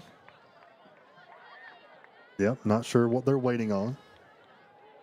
The Whitley offense and Southern defense are both out there. So it looks like everybody's ready to go but the sticks. 3:30 remaining. That could have been a huge stop for the Eagles. But what a momentum play for the Colonels there.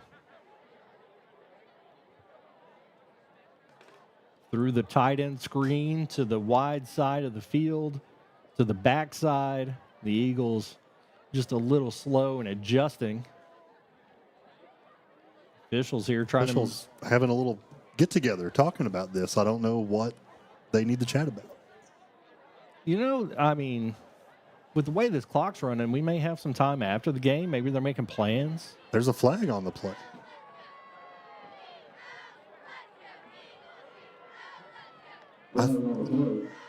I did see the official tell the sideline for Whitley County to back up, so maybe this is going to be a sideline warning. An eligible receiver downfield, calling it after the play.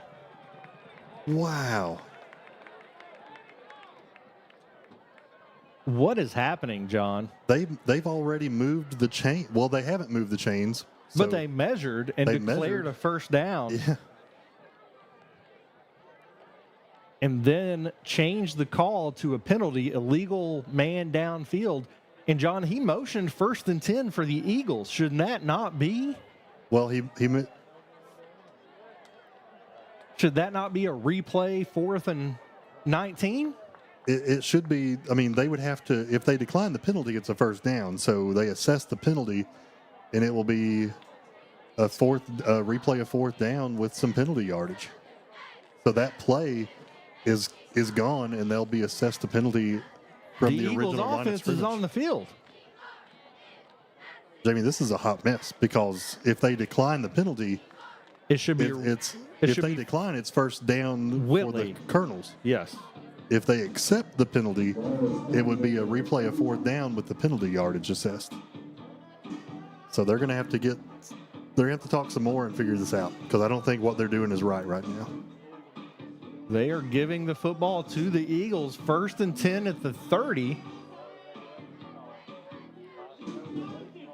The defense of the Colonels is out there ready to go. John, we're playing football. I have no earthly idea what just happened, unless that would be loss of down, which I would not understand. Braden Kelly's going to get a gain of about 3, and now there's no turning back. No turning back. Whatever just happened. They've got 3.5 minutes, and the Eagles would love to get some points on the board here and kind of get that momentum back in their own field.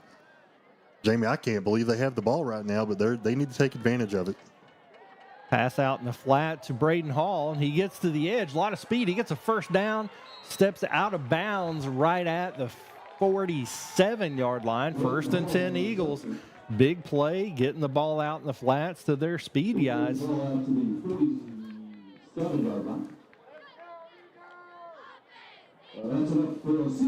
Trying to get some clarification by somebody out there that can hear the PA. I need you to write down the exact sequence of events and text that to your brother when he gets off the field.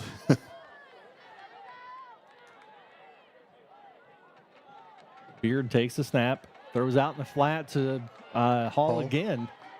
He's going to get another 1st down, a gain of about 12 before being brought down. Good job for Hall. He was hit right around a 5-yard pickup, but he kept his feet driving to pick up 7.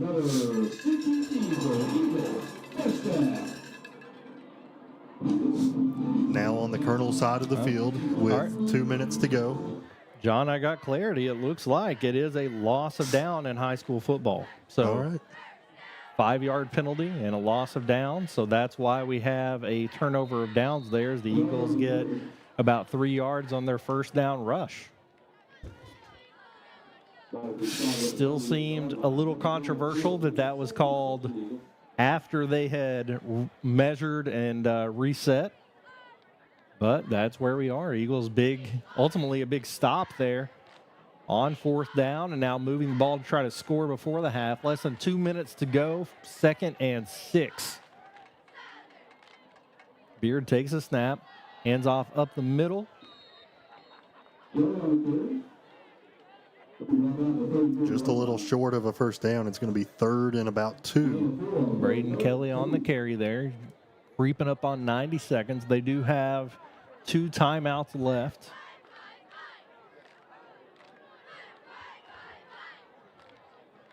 We've seen them execute at the end of a game, a quarter, a half before, and been impressive in doing that. Kelly up the middle again, gets the 1st down and more, gets into the red zone, He stays on his feet. What a run by Braden Kelly inside the 10. Brought down at about the 8, John. He was hit 4 times. I don't know if there's a way to save that play, but man, oh man, what a play for Braden Kelly. Gets up the middle. He's hit, and he looks like he's coming down. He puts that hand down, rotates, and gets another 8 yards. Injured player on the field. I think it is Kelly as they're going out to check on him. Nope, looks like it's a Colonel that may be down on the field there. Fantastic run there by Braden Kelly to keep his feet. You mentioned that's the key to the running game, right? Falling in the right direction.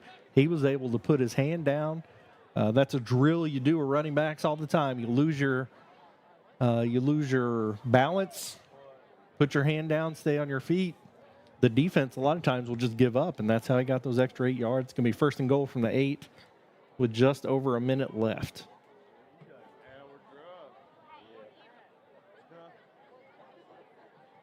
Do have a little bit of time. You still have.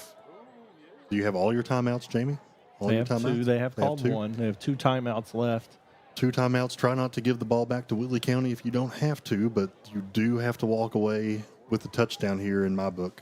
And you get the ball coming back out of halftime. I know last week I was wrong about that, but I'm right this time. Right? You are right this time. The Eagles will get the ball when they come out of halftime. So getting points here and then getting a possession will be huge. I call that the middle 8, right? You got the last 4 minutes of the first half, the first 4 of the second half, and a lot can change in that 8 minutes. And especially if the Eagles go up here, score, and don't give the ball to the Colonels, or just don't let them score if they do get the ball back, and then can score on that opening drive. You talk about a change of momentum. That changes the entire game in just a matter of 8 minutes. Absolutely, and 1 minute left, still checking on the player. He is sitting up, and he kind of has been the whole time. Not sure what the injury is, really hoping he's okay. But we have seen movement. I know that's generally the primary concern anytime you see a player down for more than a few seconds. We can take a little bit of a break with him as he continues to get assessed. We'll be right back after this break.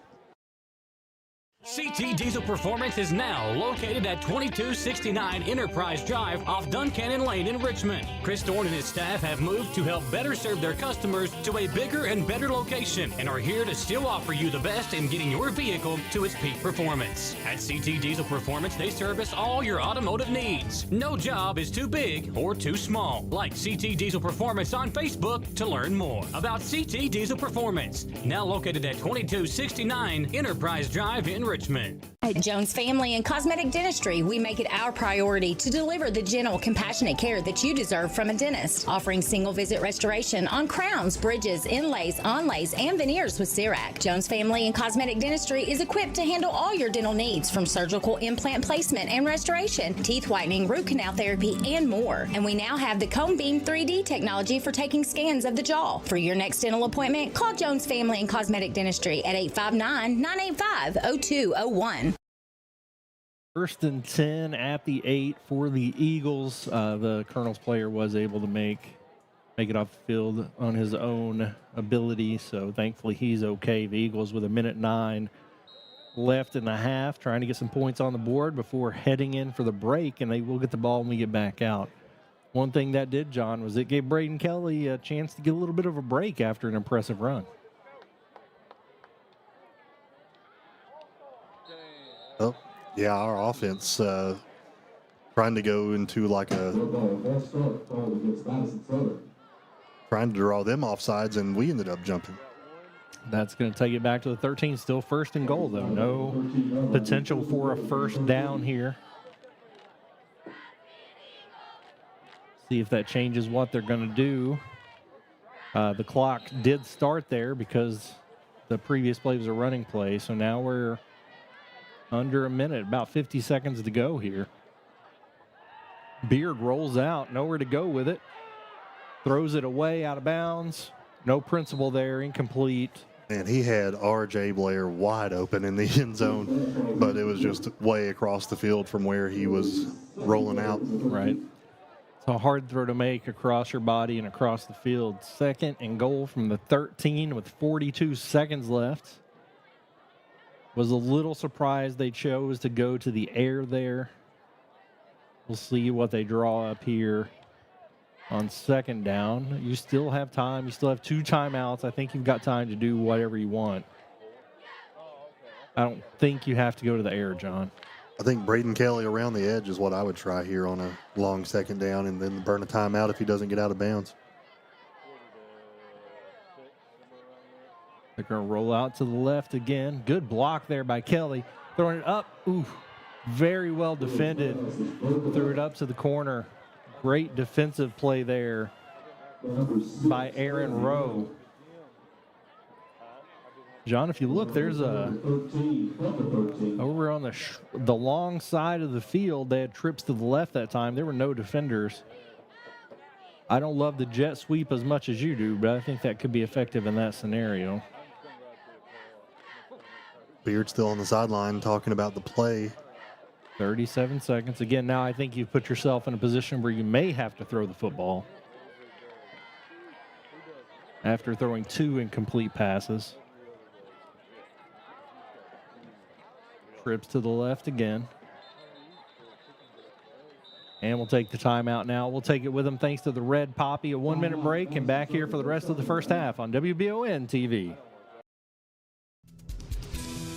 Whitaker Bank in Madison County is your local bank for convenience. With more branches than literally any other bank in Madison County, why go anywhere else? Whitaker Bank is known for their friendly customer service and easy access drive-thrus. Whitaker Bank, your home for local, friendly, family banking. Equal housing lender, member FDIC.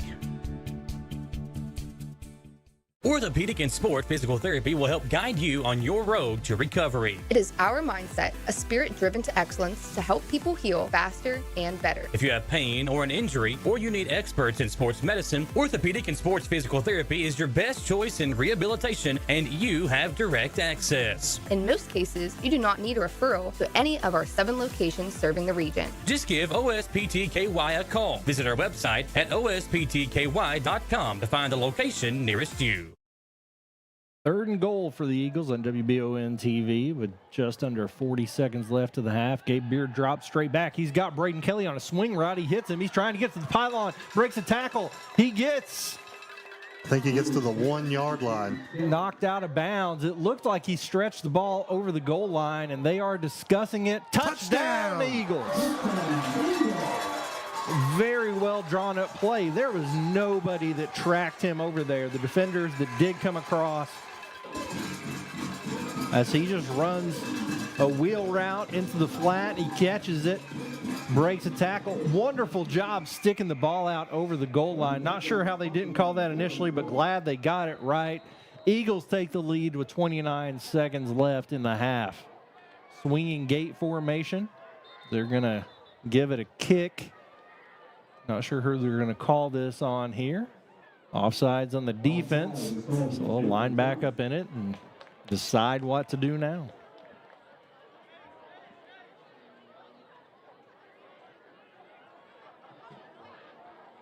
(16-14) coming out of that timeout with an excellent play call to get Kelly into the end zone.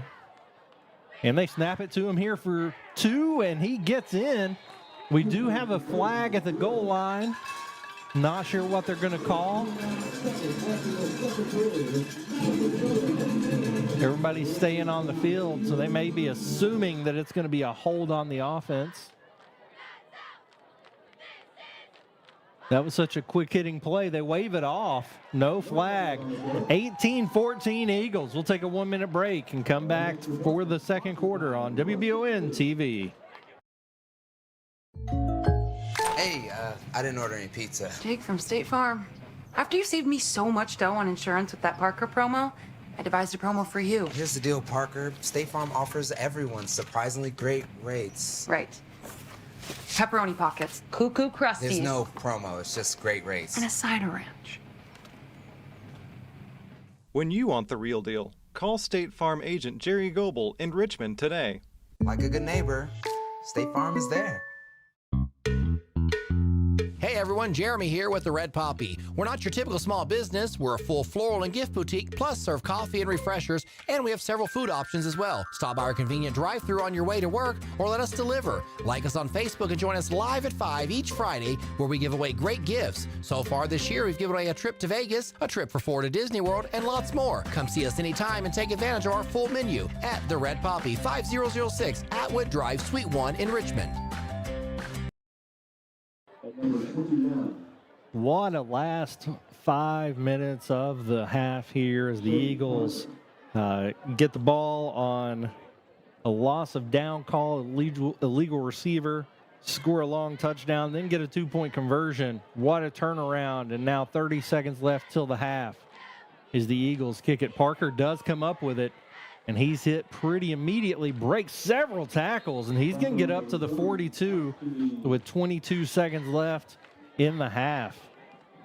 Tried to keep the ball away from him, but he was not having it. We'll see what the Colonels try to do here. Primarily run the football. Did throw it a couple times in their last drive that led to a turnover on downs. 1st and 10 at the 41. Eagles just cannot afford to give up any points here. They need to go into the halftime with the score as it is. This would be a huge turn of events for the Eagles if they're able to do so. They trailed 14-7. They scored 11 unanswered. 41-yard field goal by R.J. Blair. Touchdown and a 2-point conversion by Braden Kelly. And the Eagles playing up pretty close to the line of scrimmage. Expecting a run potentially. Delay of game going to be called here. Don't often see that after a kickoff. That's going to back up the Colonels 5 yards. No time runs off the clock.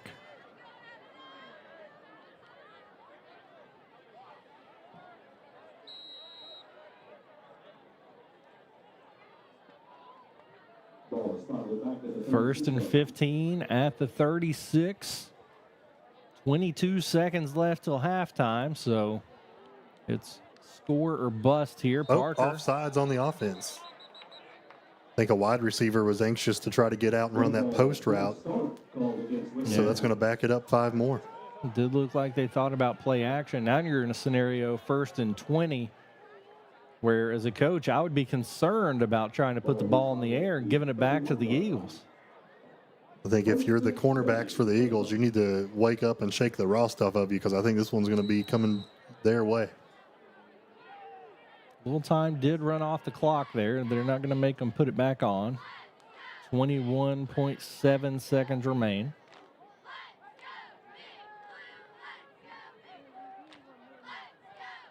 Rowe split out to the right. Leading receiver here for this Colonels team.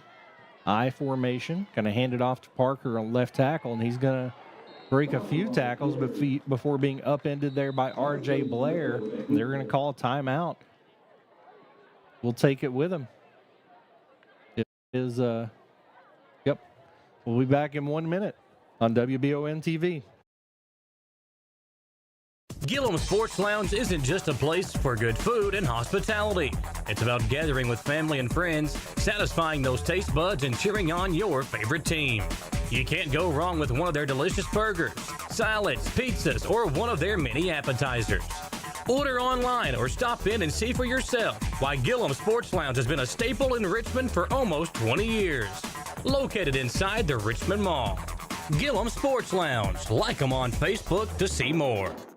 At the Galaxy Bowling Center and Champions Bar and Grill, we have activities galore, including video games, bowling, pool, delicious food at Champions, plus karaoke and live entertainment 7 days a week. Enjoy the climate-controlled patio, watch NFL football, and your Kentucky Wildcats all season long. The Galaxy Bowling Center and Champions Bar and Grill, just off exit 87 at 1025 Amberley Way in Richmond.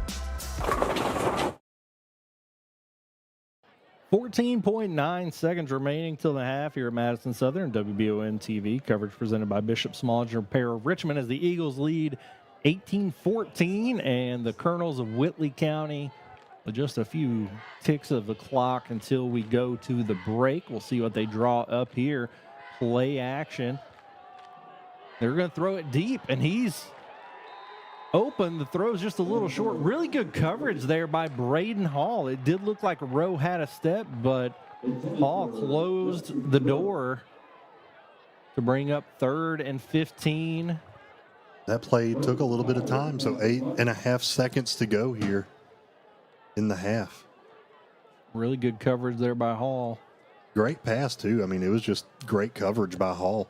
Hall led the state last year in interceptions, and I don't know that he has one yet this year, so that would have been a huge one to get. And we talk about how rarely they throw the football. Cureton throws a good ball. Yeah, it was a dime. It was just great coverage. So Eagles need to find that same coverage here at least one more time. We'll see if 8 seconds can tick off the clock.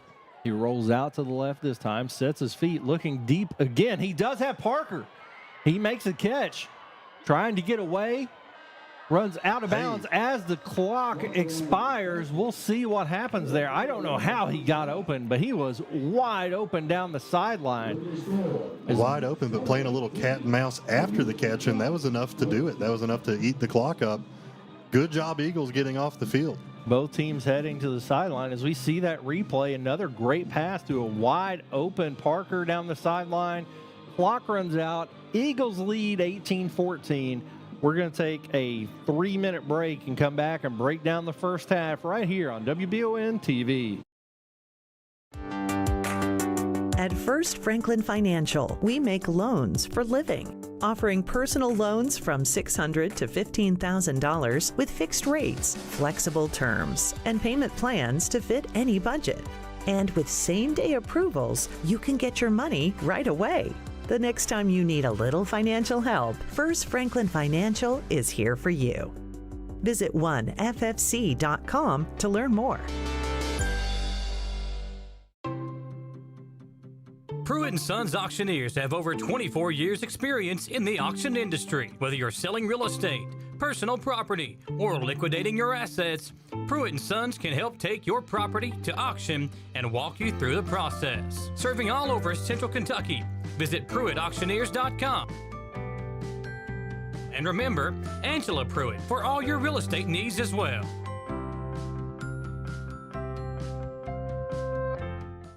If you need a chiropractor but thought you couldn't afford it, the Joint Chiropractic in the Richmond Center has you covered. Your first visit only costs $29 and includes a consultation exam and your first adjustment. So what are you waiting for? The Joint Chiropractic is open nights and weekends for your convenience, and there's no appointment required, plus no insurance hassles or co-pays. So come see the friendly, talented staff at the Joint Chiropractic in the Richmond Center. For over 40 years, Lakes Funeral Home and Crematory in Berea have been helping families through the hardest times in their lives. With traditional burial planning to cremation, the folks at Lakes can help you honor your loved ones with final arrangements. Lakes can also help pre-plan now. Let your family members know what you want and help ease their burden. Visit lakesfuneralhome.com to learn how easy it can be to pre-plan. Lakes Funeral Home and Crematory, the only on-site crematory in Madison County. We would like to invite you to join our family at Bishop's Small Engine Repair. Outdoor Power has become a family tradition, with 3 generations here bringing you years of experience. We will help you find the best selection of outdoor power equipment from Code Cadet, Grasshopper, DeWalt, Makita, Echo, Shindawa, and now Steel in our Georgetown store. Or bring your equipment into our service department. We will keep it running for years to come. And as with all families, we have to keep Mama happy. So come on in and see us at Bishop's Small Engine Repair in Richmond and in Georgetown. Whether you're looking for dependability in the game or on the road, Madison County is where you'll find it. Jack Burford Chevrolet in Richmond has the trucks you can depend on and a winning tradition, just like our great local sports teams.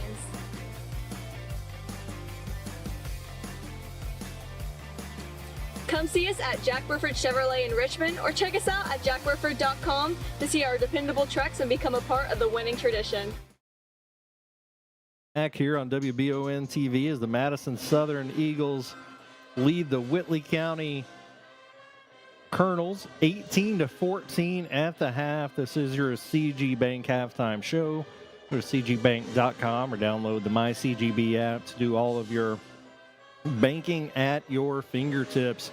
Really back and forth affair here in the first half as the Madison Southern Eagles gave up touchdowns on the first 2 drives to the Colonels, scoring a touchdown in their first drive on a touchdown pass from Gabe Beard to R.J. Blair of 6 yards on 4th and goal.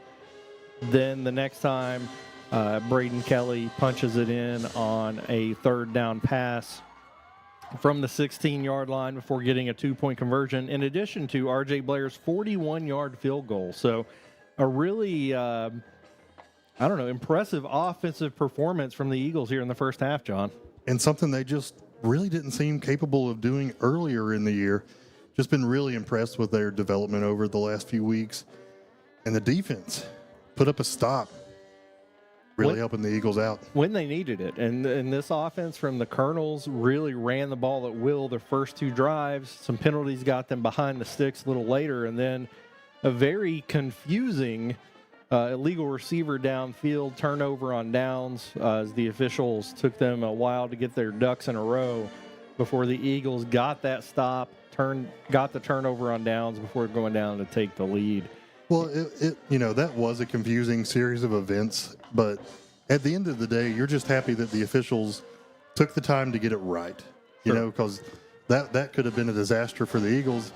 At the same time, if Whitley County would have been on the opposite of that, I would have wanted them to get it right for us as well. So just a tough call, and ultimately had to take the time to get it right. Yeah, and it, certainly a big swing in momentum. And this Colonel's team, John, they ran the ball methodically down the field, but they also have that big play ability. Don't throw the ball a ton, but when they did, it was pretty dynamic getting their guys in space. And I think there's still a lot of football to happen here in the second half. It could go either way. Thankfully, the Eagles do get the football when they come back out on the field. That would be huge to come back out and get at least 7 more points. I'm not saying it's going to put the ball game away by any stretch of the imagination, but that would be a great way to get things started here to start that half. Well, I feel like in any football game, the team that you're wanting to win, that 2-possession cushion always makes life feel a lot better. And right now, obviously, a 4-point lead. 18's a very odd football score, but they do have a touchdown, a field goal, and then a touchdown 2-point conversion to get them there. Whereas the Colonels, 2 touchdowns, 1 turnover on downs, and then just ran out of time there at the end. So put it all together, there was only 1 series that entire first half when the team didn't put points on the board. Yeah, and going up the odd, you're up 4, so that means the other team has to go for it if they're ever in a situation. A field goal's not going to do it for them, so they're going to have to put up a full 7 points or 8 points to get out of this deficit. And what a kick by R.J. Blair. That was a 41-yard field goal, and he made it look like a chip shot. I know he's kicked several field goals throughout the season. You and I off there kind of questioned the decision to kick that one, but I think that put a little pep in their step after they made that long kick. I know when I was in high school, we didn't have a field goal kicker that could do anything close to that. So if we found ourselves in that situation, we're going for it. If we don't get it, we're turning the ball over. So yeah, just a huge player is R.J. Blair all over the field too. Offense, defense, special teams. He hasn't had to punt the ball tonight, thankfully. But when he is called upon to do that duty, man, he can execute that to the best degree too. Touchdown reception, handling kickoff duty, some big tackles on defense. So he has had a heck of a game so far. The Eagles will receive the football at the end of the half. Again, this is the CG Bank halftime show. Get the MyCGB app. Go to cgbank.com. Do all your banking from anywhere at your fingertips. Here on WBON TV, this coverage presented by Bishop Small Engine Repair of Richmond and Jamie Boggs with John Bailey. This is the last home game of the regular season for the Eagles. They will host South Laurel here in the playoffs next week.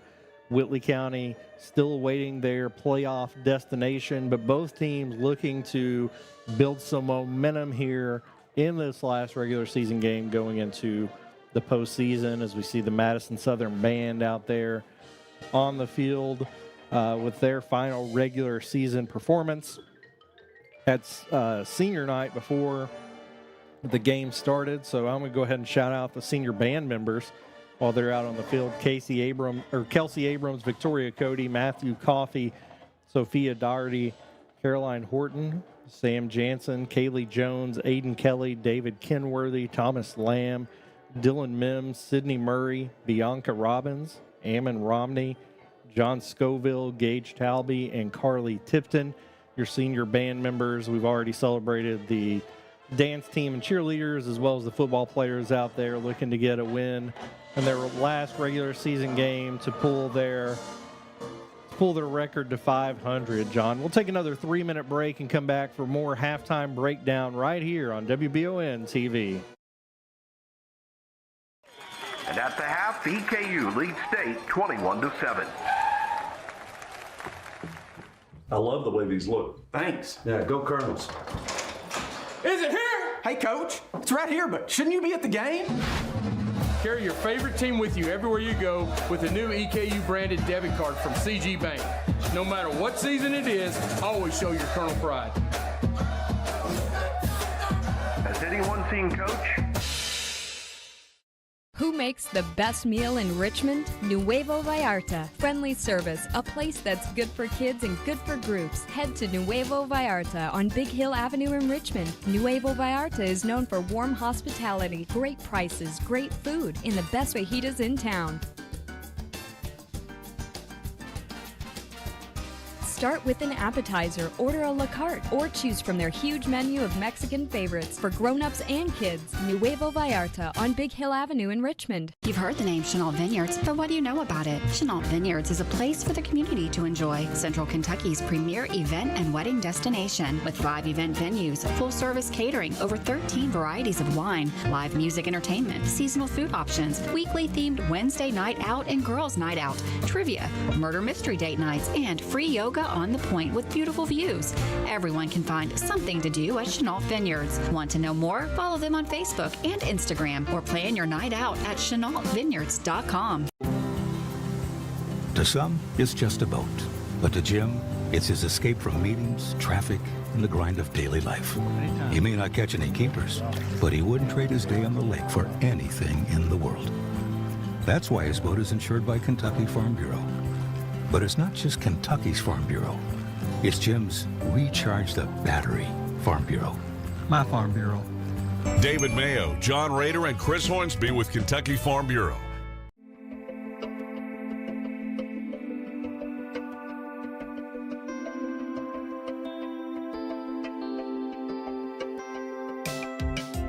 Granite, marble, and quartz for any surface.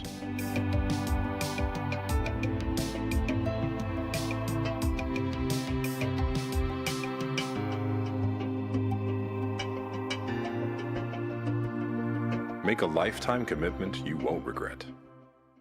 CT Diesel Performance is now located at 2269 Enterprise Drive off Duncannon Lane in Richmond. Chris Thorne and his staff have moved to help better serve their customers to a bigger and better location and are here to still offer you the best in getting your vehicle to its peak performance. At CT Diesel Performance, they service all your automotive needs. No job is too big or too small. Like CT Diesel Performance on Facebook to learn more about CT Diesel Performance. Now located at 2269 Enterprise Drive in Richmond. At Jones Family and Cosmetic Dentistry, we make it our priority to deliver the gentle, compassionate care that you deserve from a dentist. Offering single visit restoration on crowns, bridges, inlays, onlays, and veneers with CERAC. Jones Family and Cosmetic Dentistry is equipped to handle all your dental needs, from surgical implant placement and restoration, teeth whitening, root canal therapy, and more. And we now have the Cone Beam 3D technology for taking scans of the jaw. For your next dental appointment, call Jones Family and Cosmetic Dentistry at 859-985-0201. Whitaker Bank in Madison County is your local bank for convenience.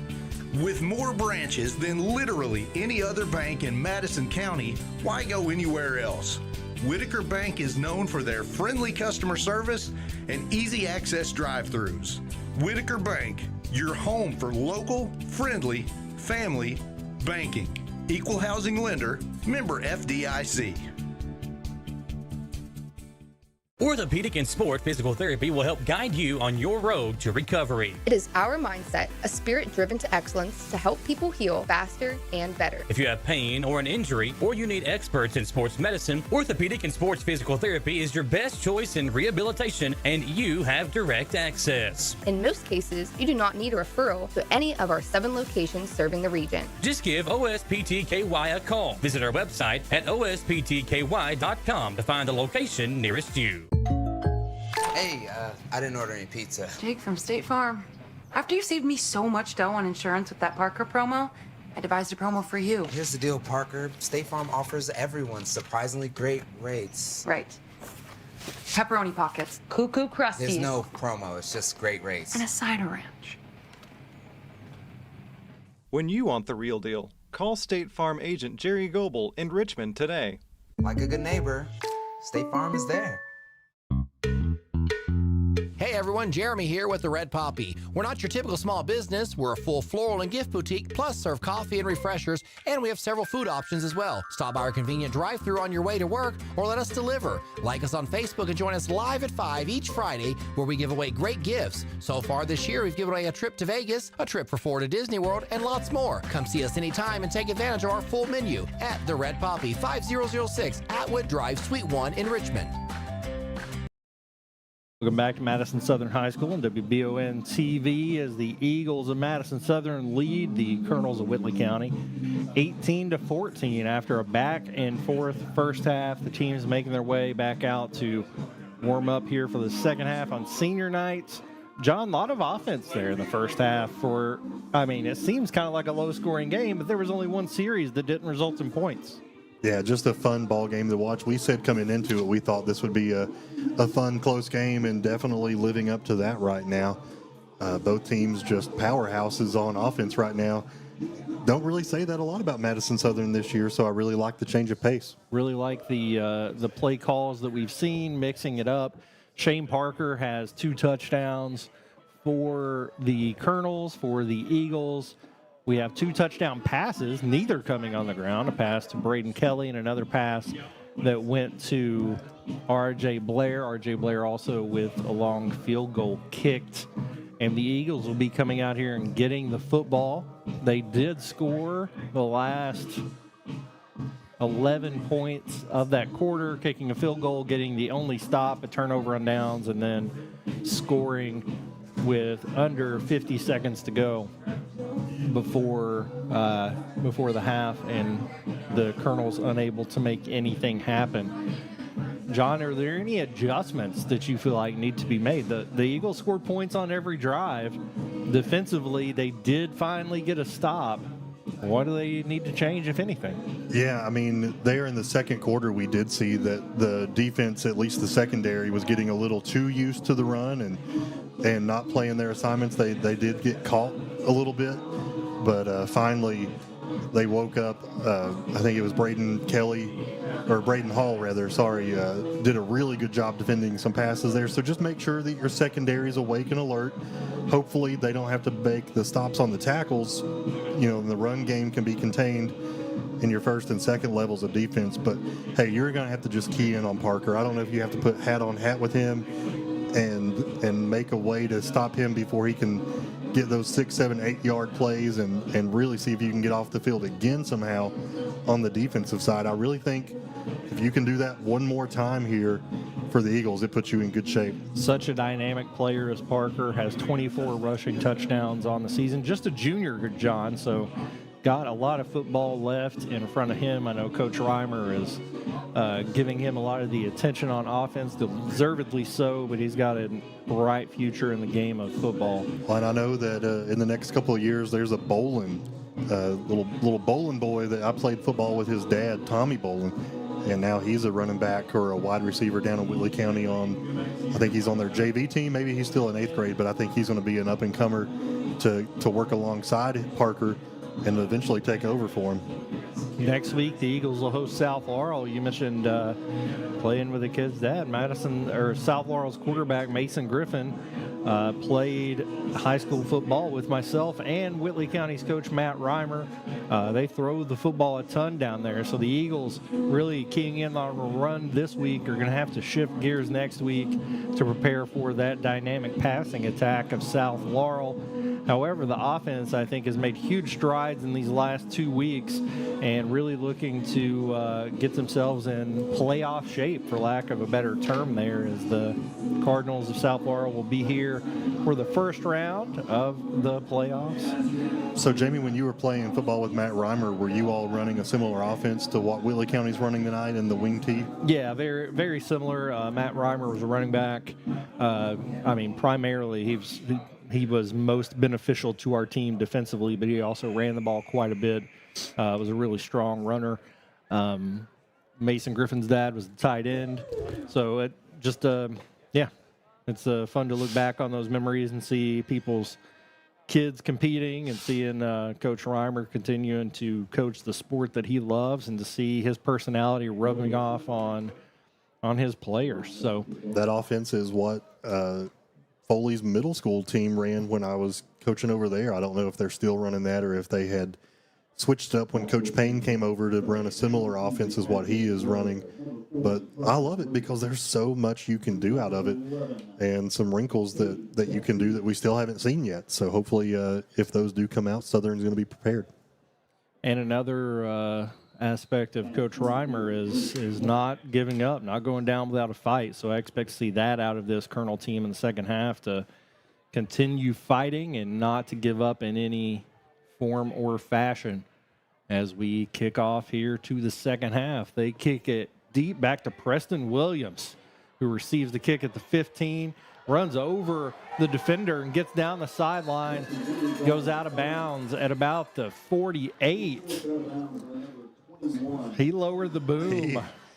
That young man will probably not want to play special teams anymore tonight after Preston Williams just obliterates. Going to be honest with you, I didn't see Preston back there. He was playing deep. Usually it's R.J. Blair, Braden Kelly, Braden Hall back there.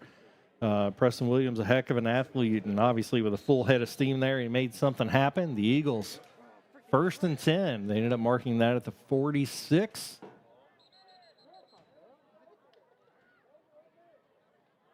Whistle's blown already. I don't see any flags. Maybe some kind of issue on the field, but we're back in action now. Here we go. I think he was counting players, which, okay.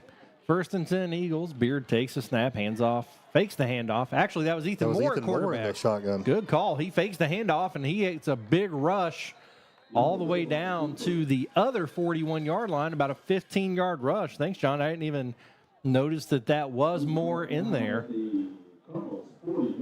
Definitely dangerous with the ball in his hands. We saw this a ton last season, not as much this year, but very effective with the ball in his hands. And I didn't see Beard come back on, so looks like Ethan Moore's still going to be in the quarterback position. Braden Hall behind him.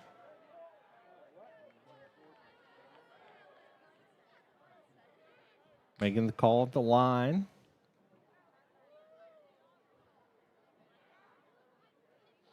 Moore takes the snap.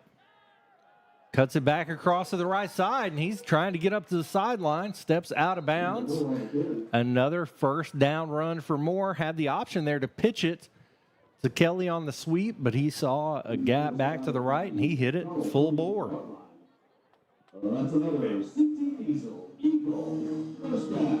First down, Eagles, 1st and 10 at the 28-yard line. Back-to-back first down runs by Ethan Moore from the quarterback position. Jamie, I'm looking for Beard on the sideline. I'm not seeing him, so I'm sure he's down there somewhere just mixed up with people, and I can't see him, but sometimes they go to this formation, but just making sure Beard's all right. Yep, I see him. He looks to be just fine. Handoff to Kelly up the middle this time, and he's going to get about 7. Beard standing, just kind of following behind the offensive coordinator there, making sure he's available if called upon. There he is. Finally got him. He's behind big Preston Williams. Jamie, Eagles moving the ball very fast down the field right now. Still over 10 minutes to go here in the third quarter, and already moved the ball several, 40 yards. 2nd and 4 for the Eagles. Moore still in at quarterback. Takes a snap. Hands off to Kelly. Big stiff arm. Very awkward tackle there after about a 10-yard gain. Hopefully he hops up. Not really a horse collar tackle, but he kind of doubled back over, but he does hop up and seems just fine. If you look down the field, I think the defender took more of that. The cornerback kind of hopping around after that. Nash Wilder running the play in. Going to leave Moore in potentially for this whole series here. And you mentioned earlier, if it ain't broke, don't fix it. And they are moving the ball at will down the field. He fakes the pitch, and he's going to run out to the left. He's got a bead on the pylon. Touchdown, Ethan Moore on a 13-yard rush for 6 on Senior Day. And the Eagles with a quick touchdown here in the second half to extend their lead. on tape, Ethan Moore has come in to do that on just a couple of plays and not a whole series. So keeping the defense on their heels, keeping them guessing, but coming away with 6 points in a hurry are the Southern Madison Eagles. I feel like the Wildcat generally, which is what that is, right? It really hit a string of popularity, and they get 2 again. Looking to mark it. Looked like he got in. They're going to say no, though. Wow, I thought he got in from my angle.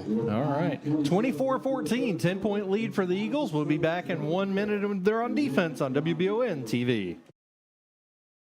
Gillum Sports Lounge isn't just a place for good food and hospitality. It's about gathering with family and friends, satisfying those taste buds, and cheering on your favorite team. You can't go wrong with one of their delicious burgers, salads, pizzas, or one of their many appetizers. Order online or stop in and see for yourself why Gillum Sports Lounge has been a staple in Richmond for almost 20 years. Located inside the Richmond Mall. Gillum Sports Lounge. Like them on Facebook to see more. At the Galaxy Bowling Center and Champions Bar and Grill, we have activities galore, including video games, bowling, pool, delicious food at Champions, plus karaoke and live entertainment 7 days a week.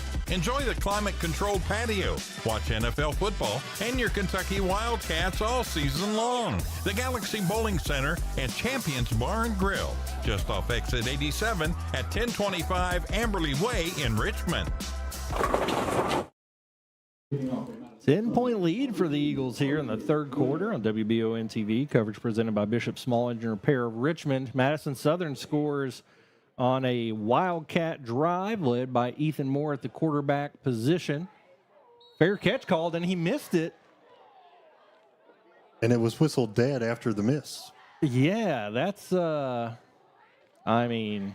supposed to whistle it until he catches it, from my understanding.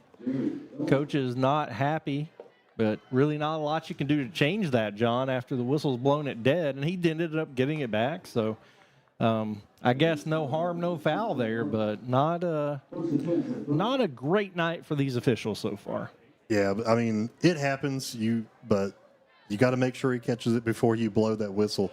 I tell you what, one of the maddest I've ever been in my life was on the field as a coach when there was an errant whistle in the middle of one of our runs, and it was called dead even though no one was touching him. I lost my mind. I could see that. Off tackle to Parker again, who's had a great night on the ground, hit at the line of scrimmage. The feet are not quitting, though. No flag on the play after R.J. Blair's pushed in the back. These officials. Gain of about 7. Somebody might want to show them an exit away from the crowd. Dudes with sticks, am I right? Second and 2 for the Colonels at the 34-35 line. Big first down gain there for Parker.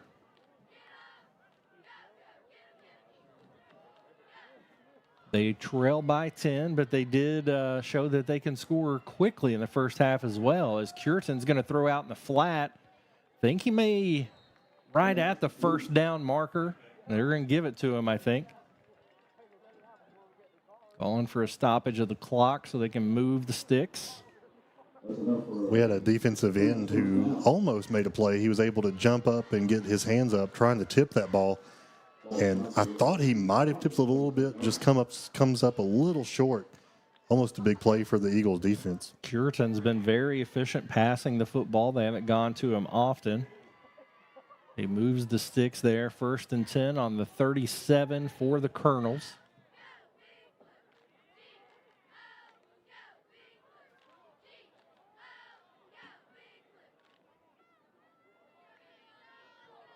Pitches it out to Parker. Hit in the backfield, brought down by Braden Kelly, Landon Eastep, Ethan Diaz, and R.J. Blair all in there. Dalton Maynard in the pile as well.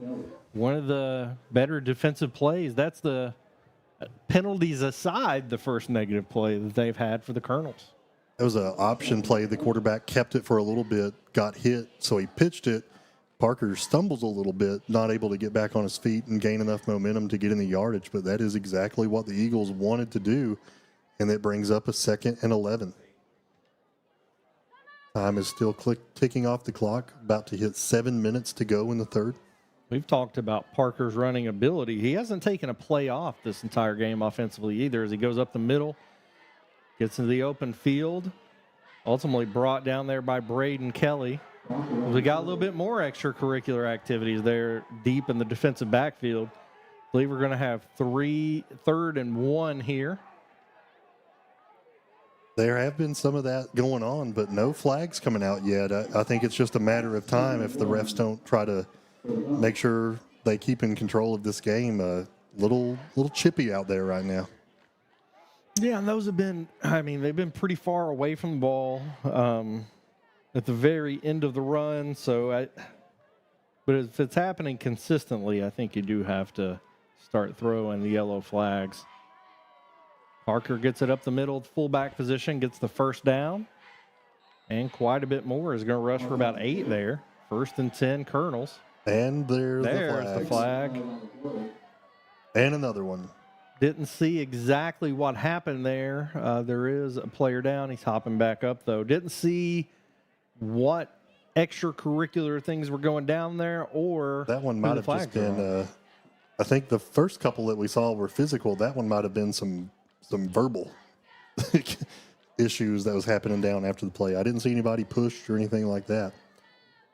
We'll see what they come back with here. Just a lot of Ethan Moore talking to the ref. That might not end well for Southern. Let's see what happens here. They're still talking about what to do. R.J. Blair calming down Moore. Moore certainly does his best to get in the heads of the opponents there. Personal foul on the defense, personal on the offense. That will offset. Nothing ever happened, but it will hopefully cool some guys down that needed it. This is a big game, Jamie. Both teams looking to get to 500 on their seasons, and both teams just playing excellent football. But these penalties, if that wasn't an offsetting penalty, that could be really bad. You got to limit that. And that's coming from our seniors. You got to be mature and know that can affect your team negatively and not do that. 1st and 10 at the Eagles 46. Lee County a little bit more spread out now, still in that double wing formation. Parker goes in motion and gets the pitch. Braden Kelly hits him in the backfield. Tackled by a host of Eagles. Another flag, and that's going to be on Madison Southern for some pushing and shoving after the play. Coach is not pleased with the after-play activities of his players. Just spoke about it, but that's going to be a 15-yard penalty and another first down for a team who's already shown they are very able to move the ball. And as a defense, you're having a hard time stopping them anyway. You don't want to do anything to help them.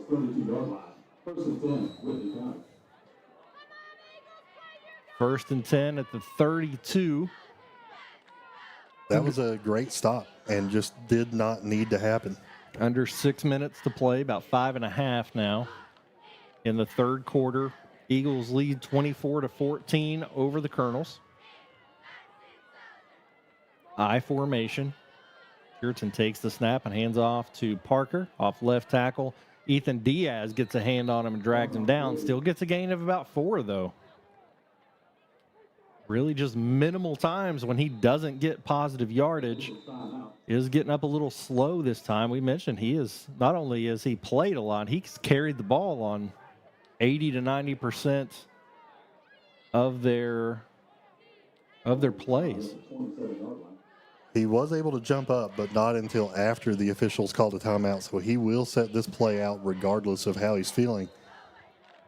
So this will be a 2nd and about 5 for the Colonels. We'll see what they draw up without him in the game. They have handed off to a few others who are strong runners as well.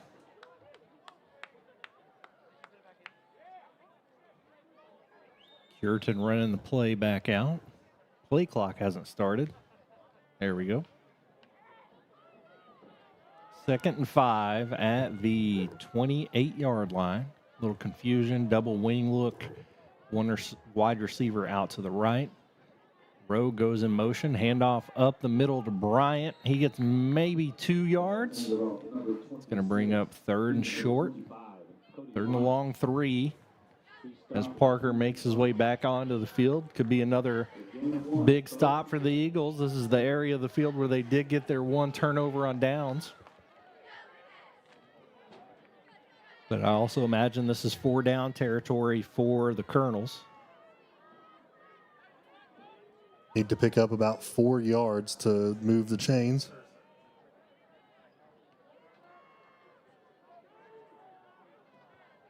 Lined up at that fullback spot.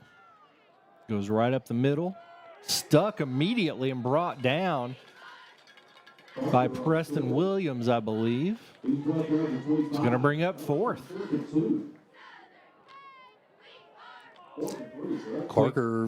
Parker's still able to move the ball very efficiently, but you can tell he's wore out.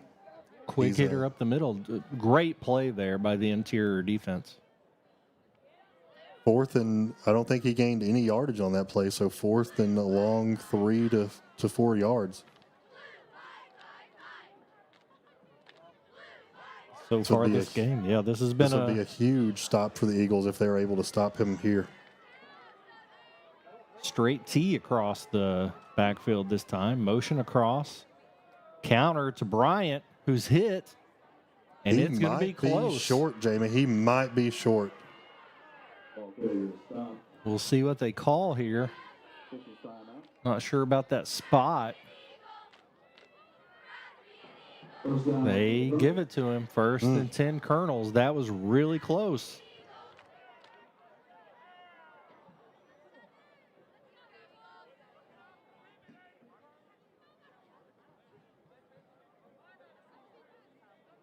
First down here for the Colonels with the ball right around the 21-yard line. I formation. Parker as the deep back. Handoff up the middle. Nope, they're going to run an option, and Cureton's going to be taken down behind the line of scrimmage. Perfectly played option there. Taven Rader in on that tackle, as well as Preston Williams. 3 minutes to go here in the 3rd. Pick up of about 1 yard. Just under 3 minutes to go. Just like the first quarter, this 3rd quarter has gone by pretty quickly, keeping the ball on the ground, keeping things moving. Eating some clock here. Play clock down to about 15 seconds, and they're still in the huddle. Which breaks I get. The huddle around 12 seconds. That's that's certainly their offense, but you get behind more than 10, it's going to be tough. Pitch left to Parker, trying to get to the edge. Brady Kelly. Brady Kelly, sorry. Big tackle there. And he caught Parker from behind at the line of scrimmage. Fantastic tackle there. 3rd and long here for the Colonels, who have just done a tremendous job of converting on 3rd down. This is one of their longest.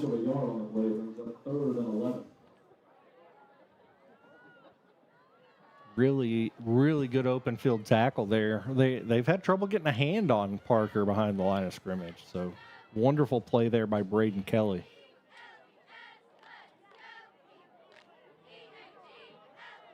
Time just continuing to run. 1 minute, 45 seconds to go. I formation again. Elmore split out to the right. Counter play. Bryant upended there. Good stop by R.J. Blair. Yep. He's made a couple of tackles just like that, John. So that brings up a long 4th down. 4th and about 6 for the Colonels to convert here. Obviously ball placed going on the for 15. 1 minute, 11 seconds to go in the 3rd. They're going to get their play ran in.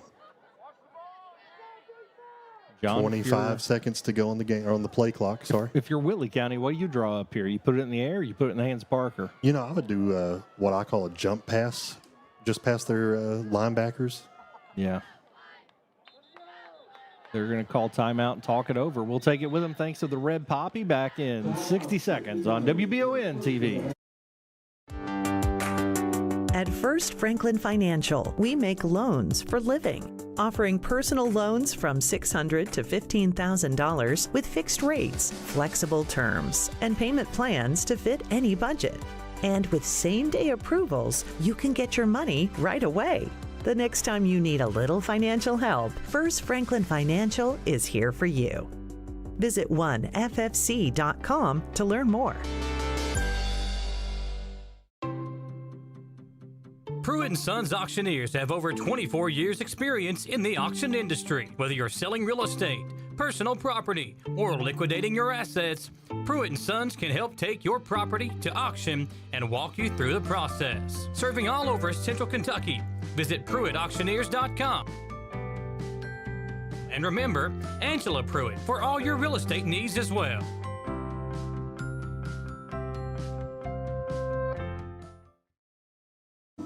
Big fourth down coming up here for the Whitley County Colonels on WBON TV as the Madison Southern Eagles lead 24-14. 4th and 6 for the Colonels at the 18-yard line. You asked me off the air, what would I draw up? What would you draw up here? I would run some kind of play action, throw it in the flat.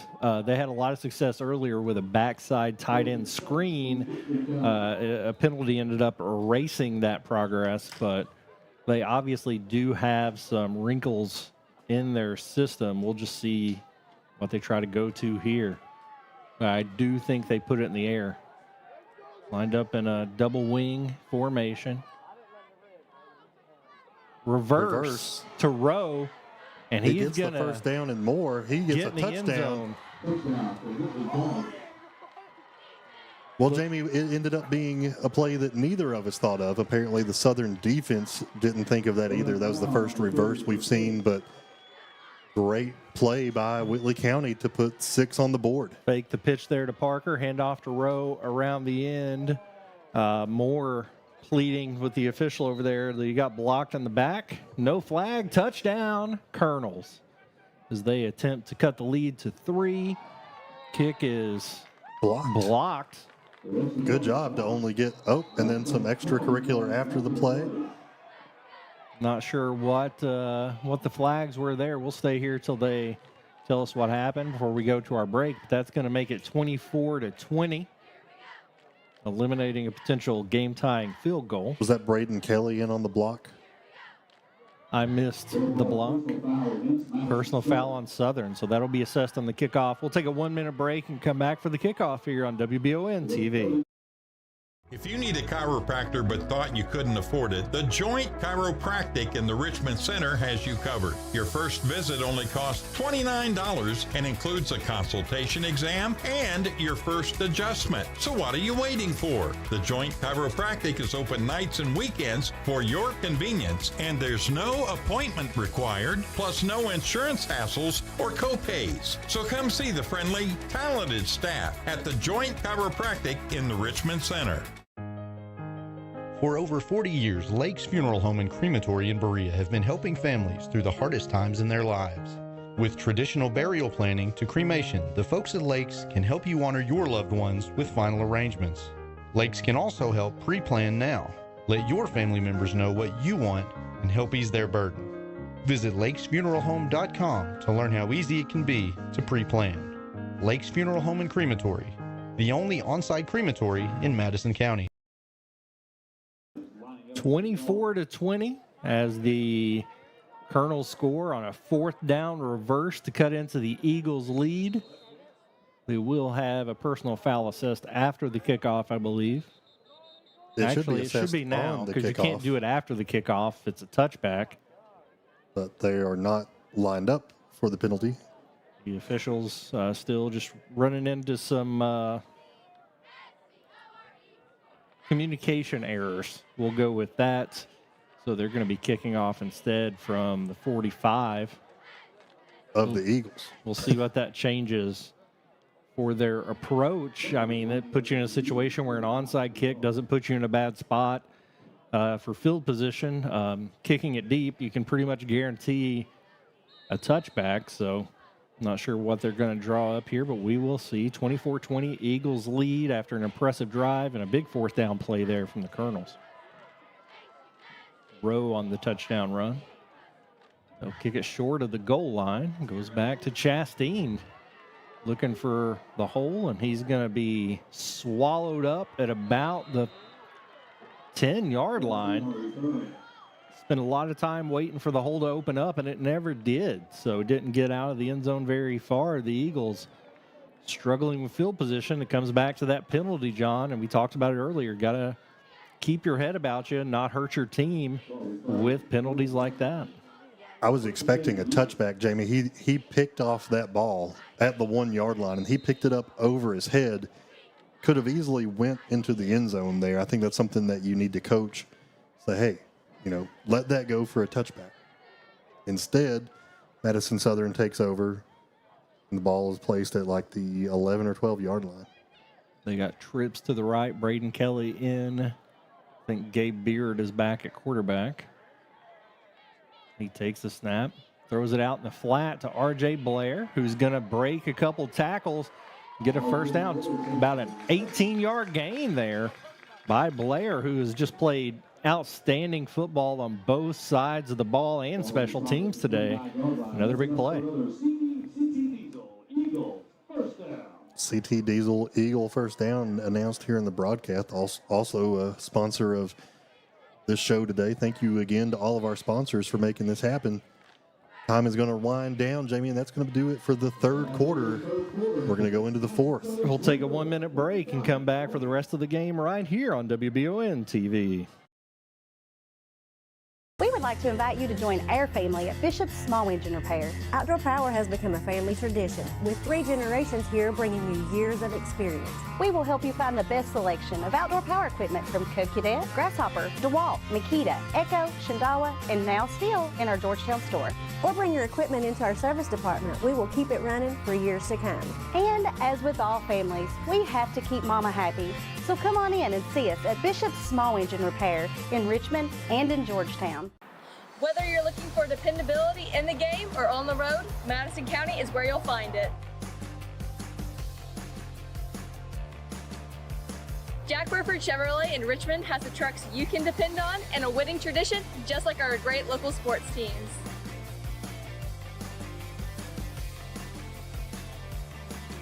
Come see us at Jack Burford Chevrolet in Richmond or check us out at jackburford.com to see our dependable trucks and become a part of the winning tradition.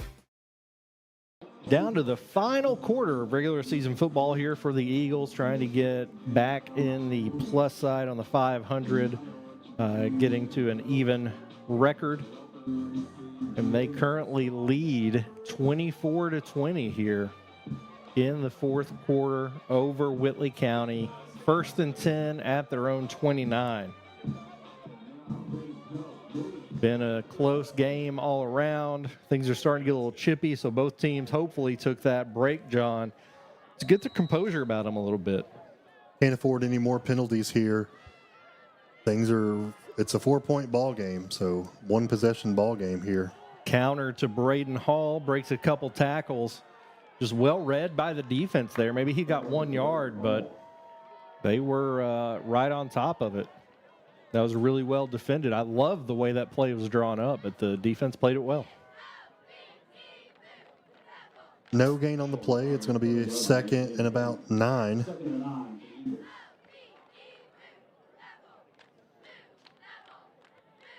Braden Kelly in at running back, Beard in at quarterback. We did see Ethan Moore there a bit earlier. Beard takes the snap and hands off to Kelly up the middle. Gets to the corner away from the defender, breaks a tackle, gets into the open field, and still running. He broke at least 3 tackles, John, for a 24-yard gain and a first down for the Eagles. Braden Kelly, so difficult to bring down. I talked a lot earlier in the season about yard after contact. Braden Kelly, just Mr. Unstoppable right now. He's getting hit and just able to keep those feet churning, able to turn around and wiggle out of that, just making some plays. He's making it very difficult to get a hand on him. Like, you can you can maybe stick your hand out and grab him, but he's going to be hard to get a hold of, as we saw there. There was a defender tight on his heels, but he got away from him. He's spinning. He's doing a great job putting his hand down to maintain balance. So we got a Colonels player that's down here. We'll go ahead and take a 1-minute break and come back when the Eagles get the ball back on WBON TV. And at the half, EKU leads state 21-7. I love the way these look. Thanks. Yeah, go Colonels. Is it here? Hey, Coach, it's right here, but shouldn't you be at the game? Carry your favorite team with you everywhere you go with a new EKU branded debit card from CG Bank. No matter what season it is, always show your Colonel pride. Has anyone seen Coach? Who makes the best meal in Richmond? Nuevo Vallarta. Friendly service, a place that's good for kids and good for groups. Head to Nuevo Vallarta on Big Hill Avenue in Richmond. Nuevo Vallarta is known for warm hospitality, great prices, great food, and the best fajitas in town. Start with an appetizer, order a la carte, or choose from their huge menu of Mexican favorites for grown-ups and kids. Nuevo Vallarta on Big Hill Avenue in Richmond. We're back here on WBON TV as the Eagles lead the Colonels of Whitley County 24-20. 11 minutes left to play. Still working on the Colonel player that's down. Each team has scored a touchdown. In this half, we had the Eagles with a long run for Ethan Moore to get in the end zone. And on a 4th and long, the Colonels of Whitley County ran a reverse to Rowe, who got into the end zone to make it a 1-score game once again before getting their extra point blocked. And the Colonels still trail the Eagles 24-20. Players able to make it up on his own accord. Thankfully, he's okay.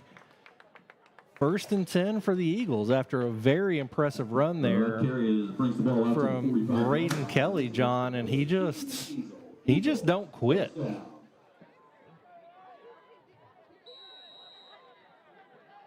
Two receivers to the right.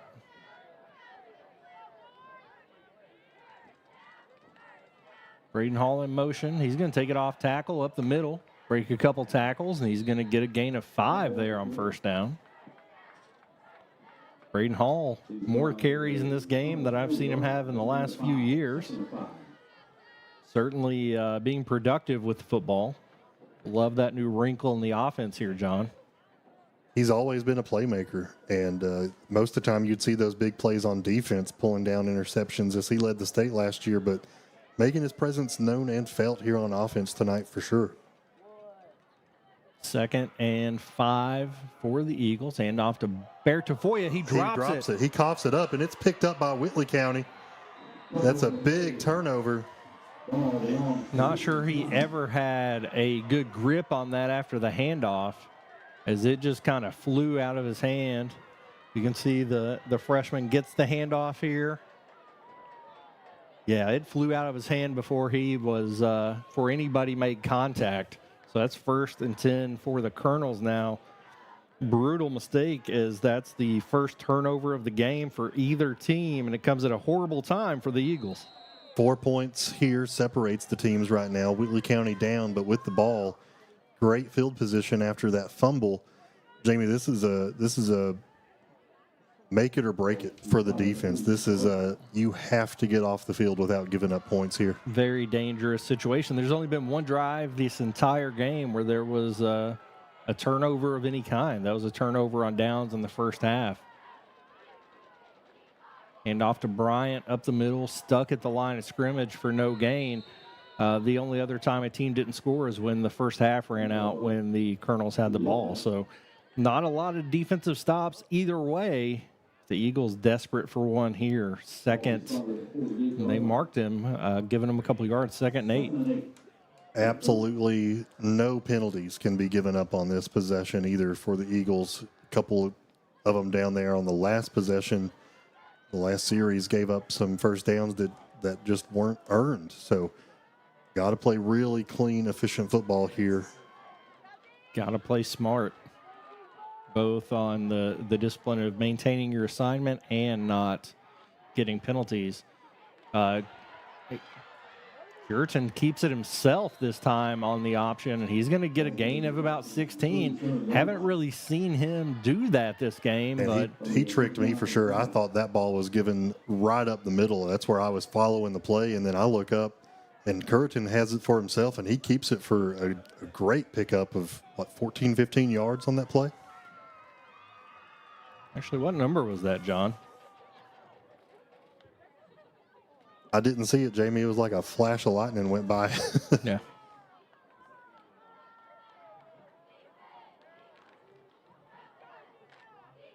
Parker takes it off right tackle and cuts back, and he's going to go to the house, John. I don't think they're going to catch up to him. Touchdown, Colonels, right off tackle. And in just a matter of 3 plays, the Eagles go from being in complete control to being behind the 8 ball. As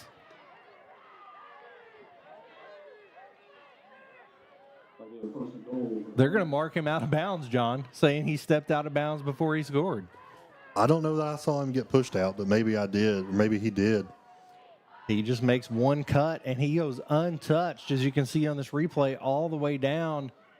Nobody touched him. He just stepped out of bounds at the 1 foot line. Maybe the Eagles can take advantage here, but big mental error there by Parker. 8 minutes to go in the ball game.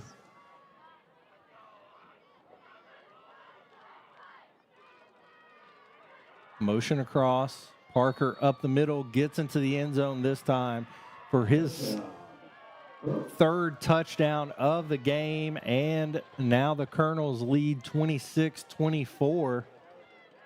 Going to be going for the extra point here to push the lead to a field goal. John, really, really quick, unfortunate turn of events for the Eagles. Jamie, if I'm Whitley County, would you not want to go for 2 here? Try to make it more than a field goal game? Well, if you do and don't get it, they can win with a field goal. True. So I would think you'd want to make it field goal proof on the loss. 27-24. We will take a 1-minute break and come back for the Eagles ball on WBON TV. You've heard the name Chenault Vineyards, but what do you know about it? Chenault Vineyards is a place for the community to enjoy. Central Kentucky's premier event and wedding destination with 5 event venues, full-service catering, over 13 varieties of wine, live music entertainment, seasonal food options, weekly themed Wednesday night out and girls night out, trivia, murder mystery date nights, and free yoga on the point with beautiful views. Everyone can find something to do at Chenault Vineyards. Want to know more? Follow them on Facebook and Instagram or plan your night out at ChenaultVineyards.com. To some, it's just a boat.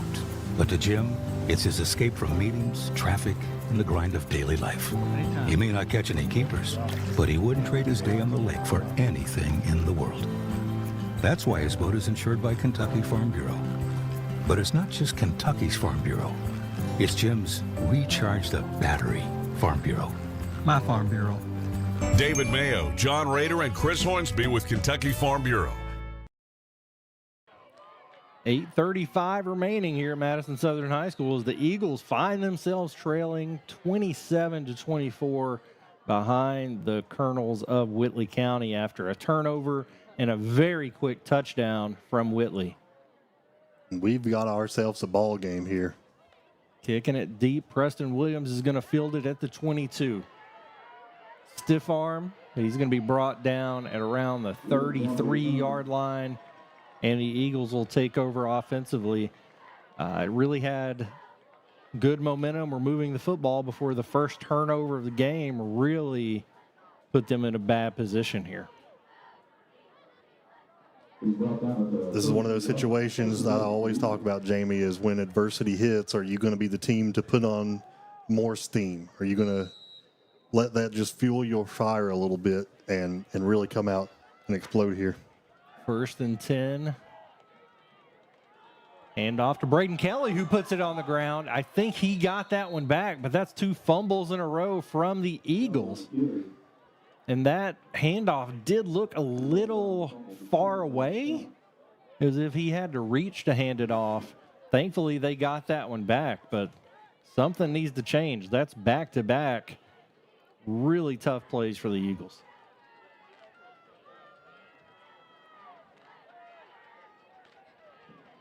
Doubles each way for Beard. Under 8 to play. 2nd and 10. Handoff to Kelly up the middle. He's going to get about 5, but nearly missed the snap, John. You think they're they just rattled? I don't know. A little bit of a bobbled snap there, but is able to get the handoff. It's a 3rd and 5, Jamie. This is a big 3rd down. Eagles cannot afford to go off the field here. So got to draw up something to get at least 5 yards. Time is winding down. 7.5 minutes to go in the game.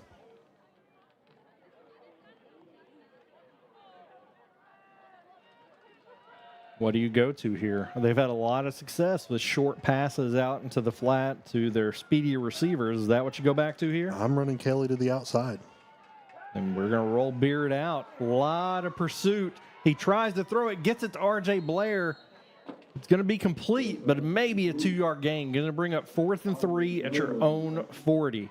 Looks like they were trying to drop a screen pass the way that the defensive line came through, but nothing going there when he turned around.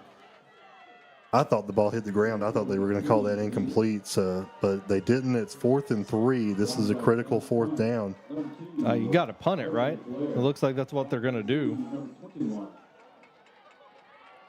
Well, you're right. I'm not saying that's what I would do, but maybe so you would the smart thing to do. I don't know. There's a lot of time left, but your defense is going to have to make a stop. Really good punt. It's going to bounce toward the goal line and be down at the 15. And that's where the Colonels are going to take over. It's risk reward, right? They've only had one stop all game. But do you want to give yourself a chance to get a stop from 85 yards or from 40 yards away? Well, you don't have to make a stop if you get the first down. That's kind of my philosophy.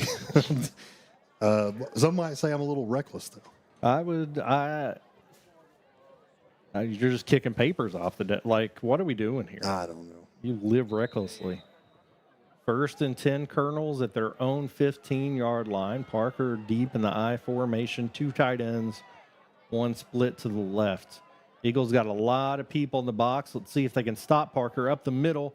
Hit at the line of scrimmage and immediately brought down by Taven Rader. Still fell forward for about a 4-yard gain.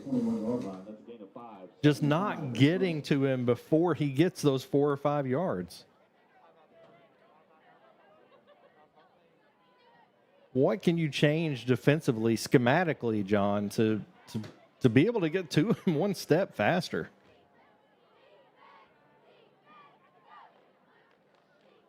Jamie, I know you asked me a question. I don't know that I have a great answer for you. Is that because you didn't hear my question? No, well, I did hear your question, but I'm also paying attention to an ambulance that we have pulling up with its lights on. Got a little distracted there. Got a 3-yard gain there. Going to bring up 3rd and 2. There's an ambulance on the far side of the field. Not sure if they are, that is the other entrance on the other side. Hopefully everybody's okay. Not sure if there's a fan in need of assistance.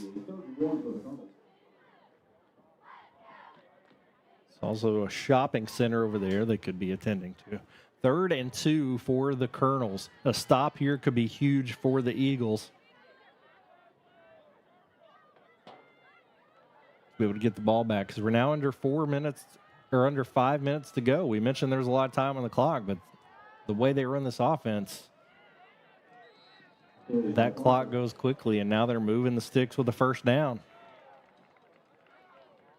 He's out to the 27-yard line. That'll be a 1st down. Your idea to not punt maybe was the right idea there, John. This Whitley County offense is just hard to stop with their running game, but you're right. I mean, you're asking your defense to do a lot either way, so why not give them a little bit more opportunity space-wise to make a stop? Not able to do so yet. 1st and 10 for the Colonels as the time continues to tick off the clock. On their own 27. Parker finally hit at the line of scrimmage and shoved backwards. Don't need a penalty here. It's going to bring up second, and I think they gave him a yard. 2nd and 9, perhaps.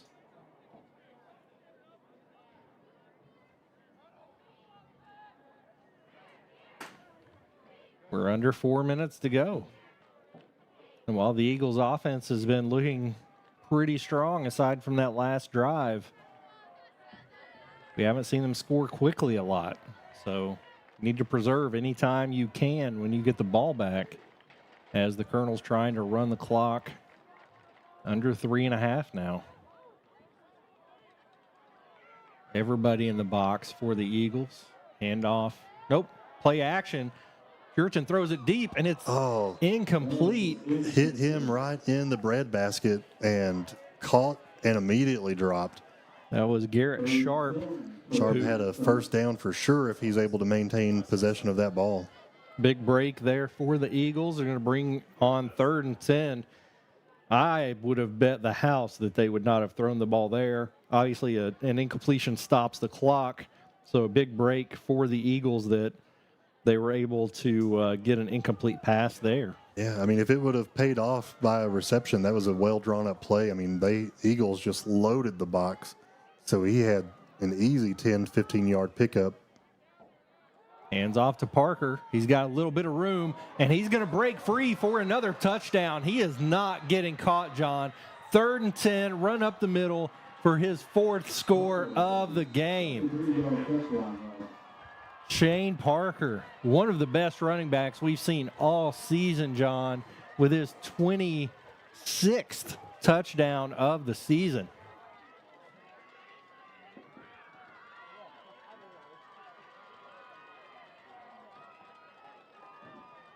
Here they come to try and kick the extra point. Officials.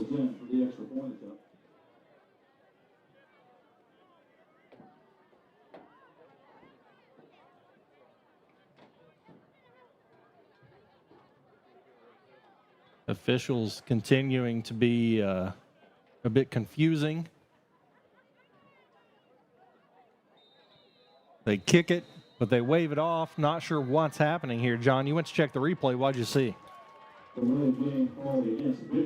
Sorry, Jamie. I wanted to just go over and just look at that replay. We had some guys in position to try to get their hands on the running back, and they just seemed to step out of the way. I don't know that. I just didn't see maximum effort on that play. Not sure what officials are doing here, continuing to consult. There was a penalty after the touchdown there, so they backed it up 5 yards for the extra point, making this a 25-yard kick to try to push the lead to 10. And we got more whistles. Maybe more flags? What are we doing?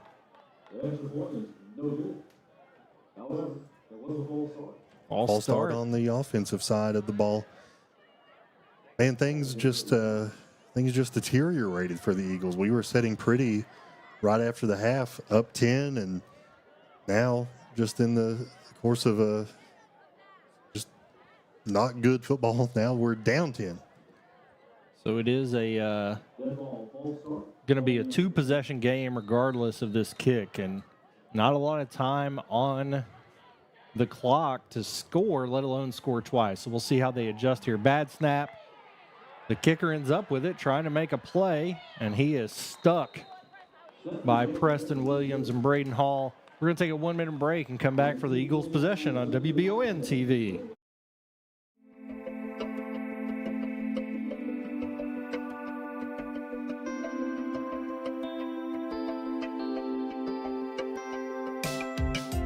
Granite, marble, and quartz for any surface.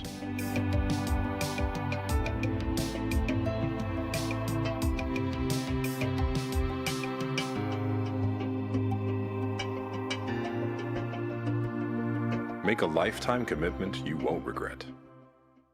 CT Diesel Performance is now located at 2269 Enterprise Drive off Duncannon Lane in Richmond. Chris Thorne and his staff have moved to help better serve their customers to a bigger and better location and are here to still offer you the best in getting your vehicle to its peak performance. At CT Diesel Performance, they service all your automotive needs. No job is too big or too small. Like CT Diesel Performance on Facebook to learn more about CT Diesel Performance. Now located at 2269 Enterprise Drive in Richmond.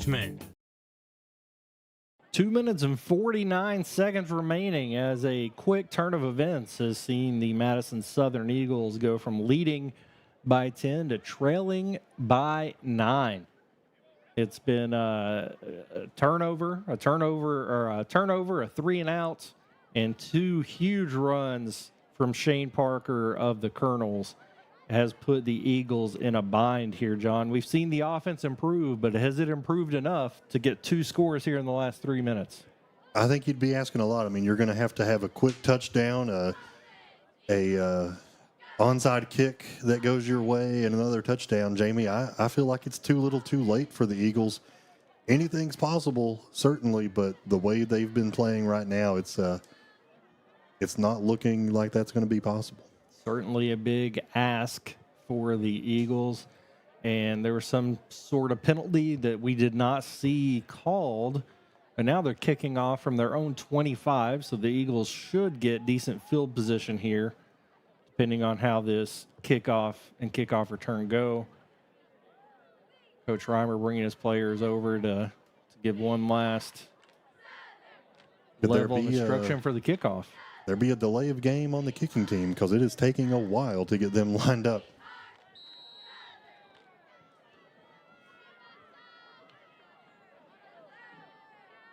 See if they're going to try anything tricky here, or if he was just telling him who to kick it to or maybe who to not kick it to. And it is going to go deep. Chastain's going to field it, and he's going to take off and lose the football. The Eagles got it back, but that's 3 fumbles in the last 5 plays.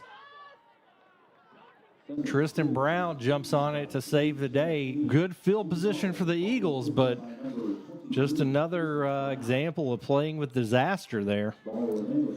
Gabe Beard has had a lot of success throwing the ball deep, so I think the Eagles are going to try to draw something up here. They've got to score quick, fast, and in a hurry to give themselves any kind of shot to turn this one around. No time came off the clock there. Not sure if that was intentional. The officials are not addressing it, so looks like they plan to roll with it. They're going to blow the ball live. Trips to the short side of the field for the Eagles. Braden Kelly behind Gabe Beard. Takes a snap, fakes the handoff, and throws it out in the flat to R.J. Blair, and it's short. Not sure if that came out of his hand wrong. It was deflected, but Blair was open with some room in front of him there. It was a well-drawn-up play. Just didn't work out. Time will stop for the incomplete pass. 2nd and 10 here. 2 minutes, 44 seconds to go in the ball game. Again, Eagles desperate for some points very quickly here. Ethan Moore and Braden Hall split out to the right. Wide open field out to the left. Beard takes the snap and drops straight back. He's got plenty of time to throw here. Not sure if he sees anybody open. Gets it to Preston Williams, and they're going to call it complete at the 31-yard line.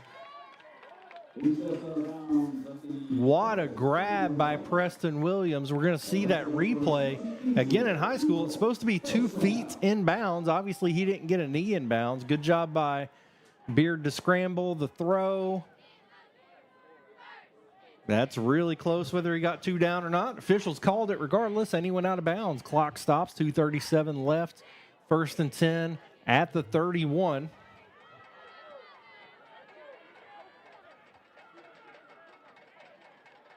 Beard takes a snap. Ethan Moore's at quarterback now. Fakes the snap. He goes up the middle, and he's got to break up the sideline. Going to run out of bounds. Then he's hit. He's hit well out of bounds. Or is there a flag? There is a flag. Ethan Moore just needs to walk back to the huddle and not say a word. That's going to be probably half the distance to the goal line after the play. He went out of bounds at about the 12 or 13, so that's going to move the ball up to about the 16 or 17. I didn't see Moore go in at quarterback, but he made a good run there. Definitely hit hard after he stepped out of bounds there. We'll see where it's finally marked. And, Jamie, I think that was a busted play. I think he was going to try to pass it, but the ball kind of fumbled the snap a little bit, bobbled the snap, and then just took off with it. Paid dividends there on that busted play, if that was what it was. Moore still in at quarterback. Well, you just had about 15 seconds go off the clock on this drive, so very efficient so far. We need to punch it in here. Takes the snap, hands off to Braden Kelly. In for a touchdown. We got a flag as he runs into the end zone. I think he got grabbed by the face mask when he got into the end zone. Do have an injured player. See that what is the an flag eagle. is there.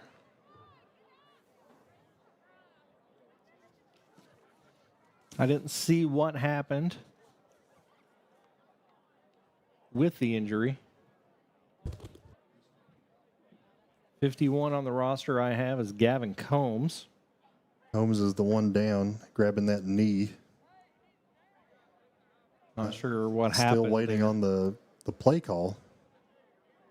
At least on the scoreboard, they've awarded the touchdown. Kind of explained to Coach Payne. I think it was like a face mask. He was making that signal to Coach Payne. Yeah, it looked like they grabbed Kelly's face mask as he ran in the end zone. We're going to go ahead and take a break. I think this one's going to take a minute. We'll take a 1-minute break and come back as the Eagles try to get back in this game on WBON TV. At Jones Family and Cosmetic Dentistry, we make it our priority to deliver the gentle, compassionate care that you deserve from a dentist. Offering single-visit restoration on crowns, bridges, inlays, onlays, and veneers with CERAC. Jones Family and Cosmetic Dentistry is equipped to handle all your dental needs, from surgical implant placement and restoration, teeth whitening, root canal therapy, and more. And we now have the Cone Beam 3D technology for taking scans of the jaw. For your next dental appointment, call Jones Family and Cosmetic Dentistry at 859-985-0201. Whitaker Bank in Madison County is your local bank for convenience. With more branches than literally any other bank in Madison County, why go anywhere else? Whitaker Bank is known for their friendly customer service and easy access drive-thrus. Whitaker Bank, your home for local, friendly, family banking. Equal housing lender, member FDIC. And we're back here at Madison Southern High School on WBON TV. Coverage presented by Bishop Small Engine Repair Richmond. The Eagles score a touchdown in 23 seconds, John, to get back in this game. Currently trailing by 3 as Gavin Combs makes his way off the field. Still hopping, so hoping he can recover and get back in the game here in a little bit as R.J. Blair attempts to make this a 2-point game. John, do you expect to see an onside kick here? Jamie, I don't know. I'm looking at, if I'm not mistaken, the Eagles have all 3 timeouts. So do you do a normal kickoff? If they assess, I think we're going to see, we'll stay here through this 1 minute. I think they're going to be assessing a 15-yard face mask against Whitley County on this kickoff. If that's the case, you're kicking off from the other 45. I think an onside kick still puts you in decent field position. You know, I feel like listeners will be disappointed in my next comment, but I guess I don't understand the rules. I feel like you would have to accept or decline that penalty, right? If you decline it, that would mean that your touchdown does not stand, and because it's a penalty that happened during the course of the play. It wasn't an after the play penalty. It wasn't a dead ball foul. So I guess we'll wait and see, Jamie, is what I'm saying. Maybe I'm wrong. They also, he was in the end zone when he grabbed his face mask, so maybe it was a personal foul. Yeah, I don't know. Assessed after, and maybe I'm wrong. I feel like this game has just been one confusing penalty after the other, so par for the course. Well, we're lining up at the 45, so I think Well, that doesn't mean anything because that happened earlier too. Yeah, we can always mix it up here. But what do you do here, Jamie? You're head coach Mark Payne. Are you going to call for an onside kick here, or are you going to trust your defense in the timeouts? Timeout, Whitley County. We will take this one thanks to Red Poppy back in 60 seconds on WBON TV.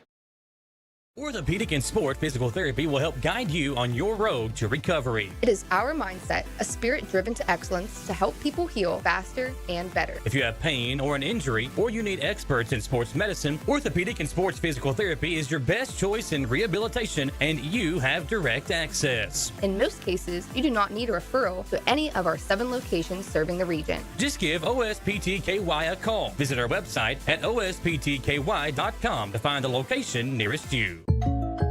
Hey, I didn't order any pizza. Jake from State Farm.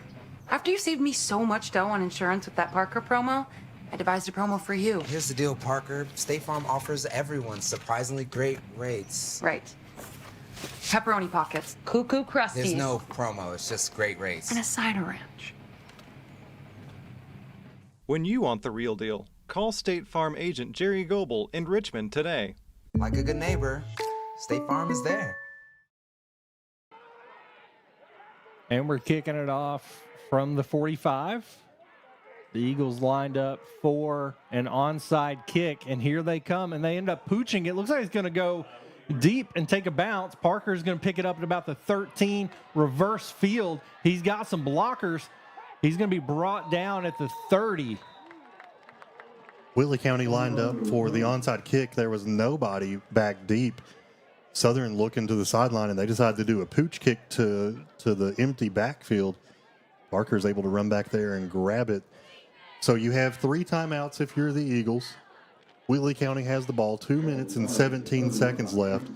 You've got to make a stop and at least get the ball and kick a field goal to win this game. Do you kick an onside kick there? Or were you?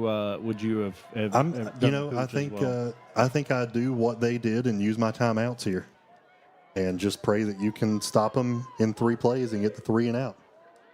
Everybody in the box, and they hand it off to Parker, and he's hit immediately. They're pushing the pile. Call that one dead and use your timeout. You get 2 or 3 yards. Timeout called for the Eagles, I think. Yep. We'll be back in 1 minute on WBON TV. Hey everyone, Jeremy here with the Red Poppy. We're not your typical small business. We're a full floral and gift boutique, plus serve coffee and refreshers, and we have several food options as well. Stop by our convenient drive-thru on your way to work or let us deliver. Like us on Facebook and join us live at 5 each Friday where we give away great gifts. So far this year, we've given away a trip to Vegas, a trip for 4 to Disney World, and lots more. Come see us anytime and take advantage of our full menu at the Red Poppy, 5006 Atwood Drive, Suite 1 in Richmond. Gillum Sports Lounge isn't just a place for good food and hospitality.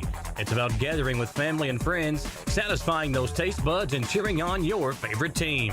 You can't go wrong with one of their delicious burgers, salads, pizzas, or one of their many appetizers. Order online or stop in and see for yourself why Gillum Sports Lounge has been a staple in Richmond for almost 20 years. Located inside the Richmond Mall. Gillum Sports Lounge. Like them on Facebook to see more.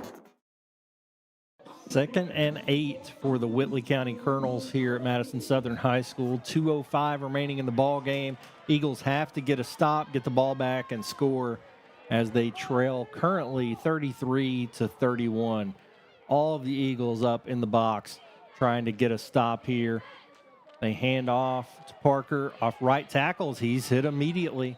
They get a 2-yard gain again. Going to bring up a 3rd and 5. We're going to get another timeout for the Eagles. We'll stay here this time. John, this is the ball game right here. The Eagles scored in 23 seconds earlier. I'm confident that they can put the ball in the end zone.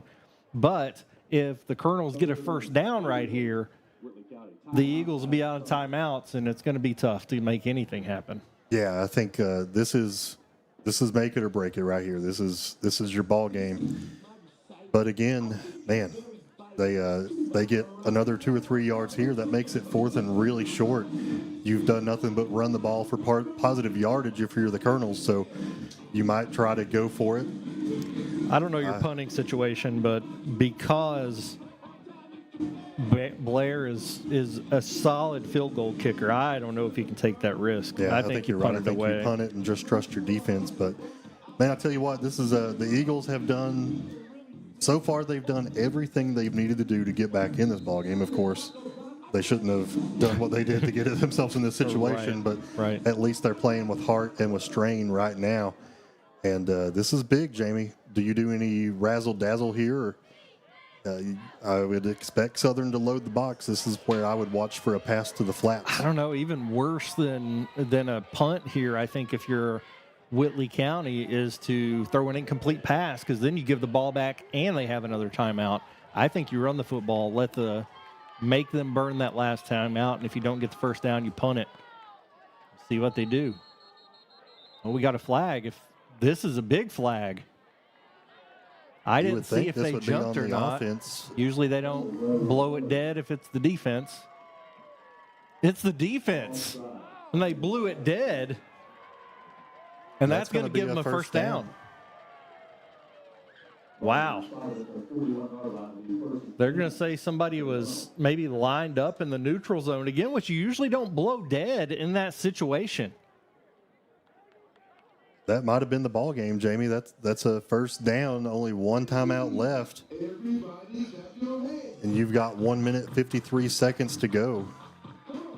It's going to be really tight here. Now you're looking at if you even get the ball back, it's just going to be a few seconds left unless you're able to create a turnover, which... You've coughed up the ball. Now this would be a good... Now the ball's on the ground! I think the Colonel's got it back.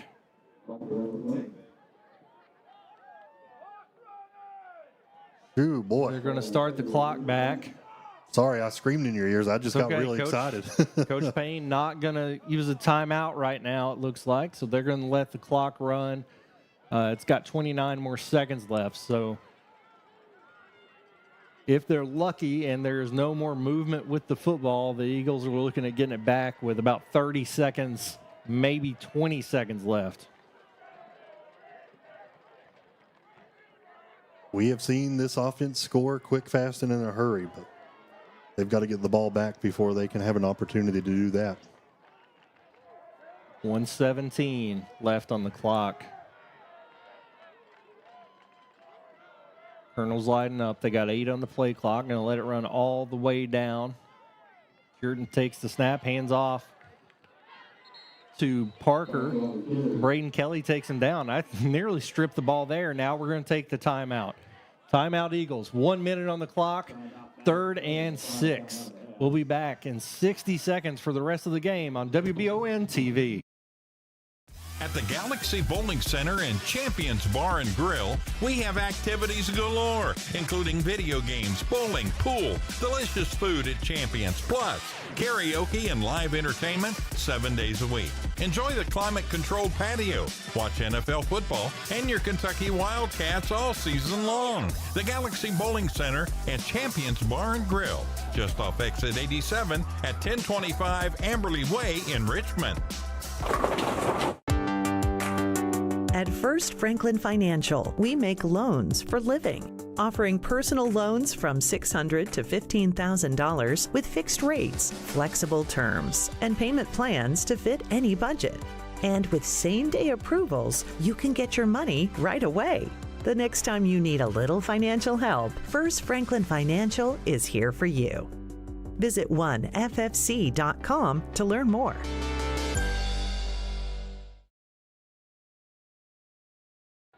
3rd and 7 for the Colonels of Whitley County. 1 minute on the clock. Eagles are out of timeouts. Big play here as they try to get back in this one. Coverage presented by Bishop Small Engine Repair of Richmond. No play of the game as big as this one. They are going to hand off to Parker. He's hit at the line of scrimmage and brought down. That's going to bring up 4th down. John, do we see a punt here? Good tackle there by Riley Causey. Jamie, I think I punt, but I think I'm going to draw a delay of game before I punt. I was wrong on the clock. We're looking at a 10-second difference. They've stopped the clock. Officials have stopped the clock for some reason. Are they saying somebody has blood on them? They didn't stop the play clock, but they stopped the game clock. The coaches are losing their mind on the Whitley County sideline. We've gone from a 10-second difference to a 26-second difference. Coach Reimer wants to have a word with the official there. I have no idea what happened. The game clock should not have stopped. Correct. But they stopped it for a good 15 seconds. So now we're going to see a potential punt here with 25 seconds when it should have been closer to 10. I don't understand what happened there. The play clock continued to run, but the play clock stopped. The game clock stopped. Sorry. That's what I meant. I mean, we typically are not out here criticizing officials. They have a job much harder than the one that we have, but there has just been so much confusion in this game tonight. I mean, it's made it hard to call, let alone try to call it as a coach. And Matt Reimer, is right. I feel like they owe him a pretty lengthy explanation, if not more time taken off this clock. But I'm not sure any of them were tracking it. So if they're going to put clock on it or put time back on the clock, it would seem arbitrary at this point. I mean, but if the plan was to take a delay of game and pull as much clock as you can and then punt, you would expect there to be 10 seconds left on the clock. Correct. So I think he has some room to argue that point, but we'll see what they say here. Officials conferring. Were these guys in Texas officiating a game against Georgia? Okay, I thought you were going to bring up Tennessee again. No. Tennessee has not played Texas. The official is taking time off the clock, it looks like. He's making his way over here. See what he signals to. He's talking to Coach Payne about what's happening. And they're putting 12 seconds off the clock. So they're taking 13 seconds off this clock, which does get them pretty close to where it should have been. But, man, that cuts your time in half. Coach Payne just went along with that. Maybe he just knew that was the right call and didn't want to argue. Now we're at 37? Who's on first? We have 37 seconds on the clock. This is one of the more... Well, I was going to say, Jamie, if they were going to take the penalty, should there have been a delay of game penalty assessed? So the ball stays where it was instead of going back. I mean, who knows? May have called timeout. I don't know. But they are in punt formation. We're set with 12 seconds on the clock. Eagles and timeout. Whitley County. So much happening here. That will be their third and final timeout. We'll take it with them, try to get our crap together. We'll be back in 60 seconds on WBON TV.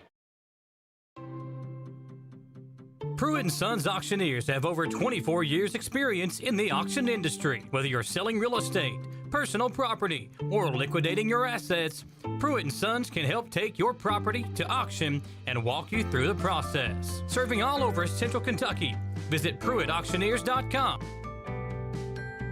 And remember, Angela Pruitt for all your real estate needs as well.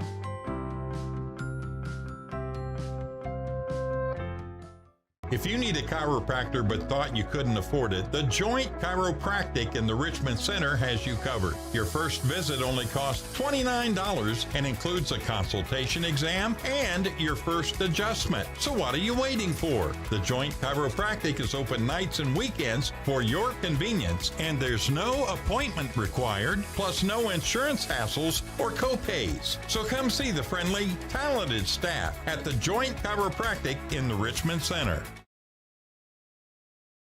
And here we go. They will punt the ball away with 12 seconds. Eagles coming after it, no doubt. Here's the snap. The punt is nearly blocked. It is going to be fielded by Braden Kelly with 8 seconds left. He drops it, and he's going to be tackled back at the 6-yard line with 4 seconds remaining. So the Eagles have to go literally the entire length of the field on one play. This will be a 95-yard touchdown if the Eagles want to walk away with a victory here. And kudos to them. That was a good kick. Even if Kelly doesn't muff that, maybe they get 5 yards more. That was just a great play by the Colonels in special teams there. A lot of loud shouts over here, John. Not sure what the crowd's saying. If you can try to listen in, get the scoop.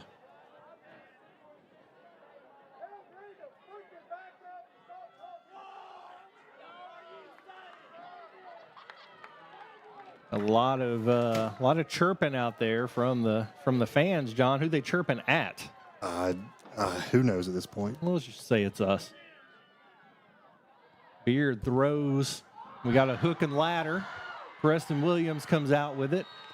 That's the ball game. Goes out of bounds as time expires, and that will be the ball game. And your Madison Southern Eagles are going to finish the regular season with a record of 4-6. As you see, several of the seniors kind of squatted down, knowing that their regular season is over, John, but not their whole season. There's more football to be played for this Eagles team and more wins to be had in the future.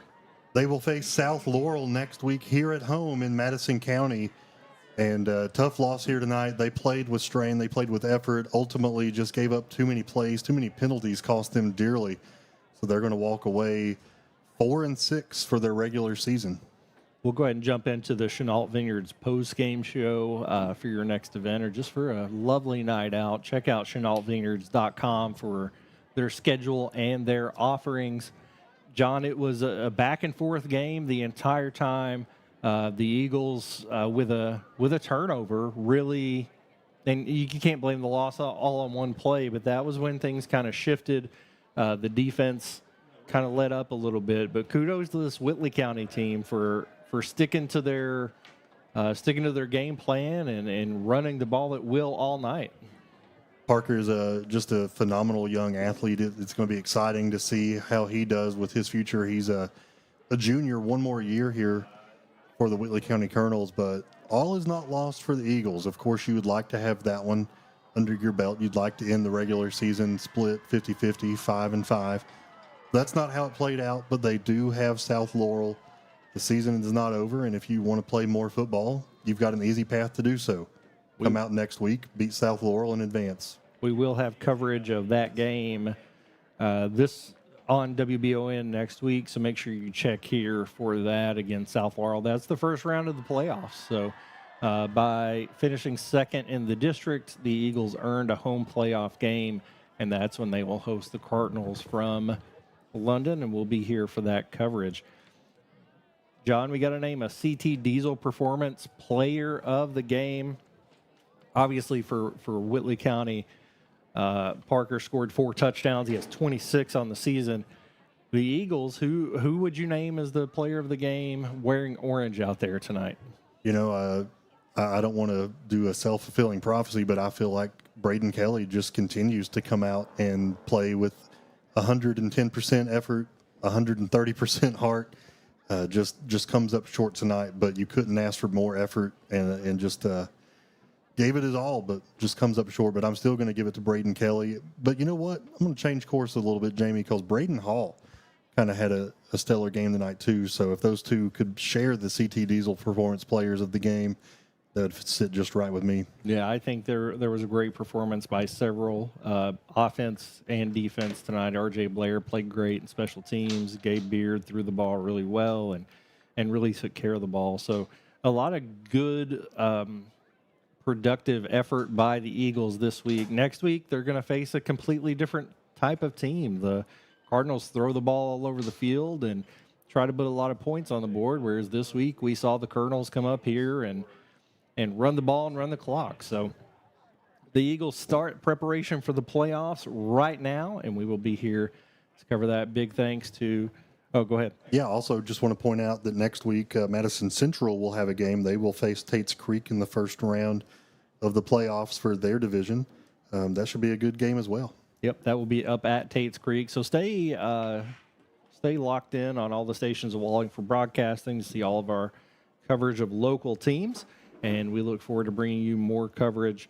Big thanks to also, we're here live on Channel 9. We've got Forensic Files in progress. Another episode's coming up at 10:30, so tune over there. Big thanks to Jacob Beck and Woody Schatt on our camera work tonight. Best producer in the land, Gage Hill. And for John Bailey, I'm Jamie Boggs, and this is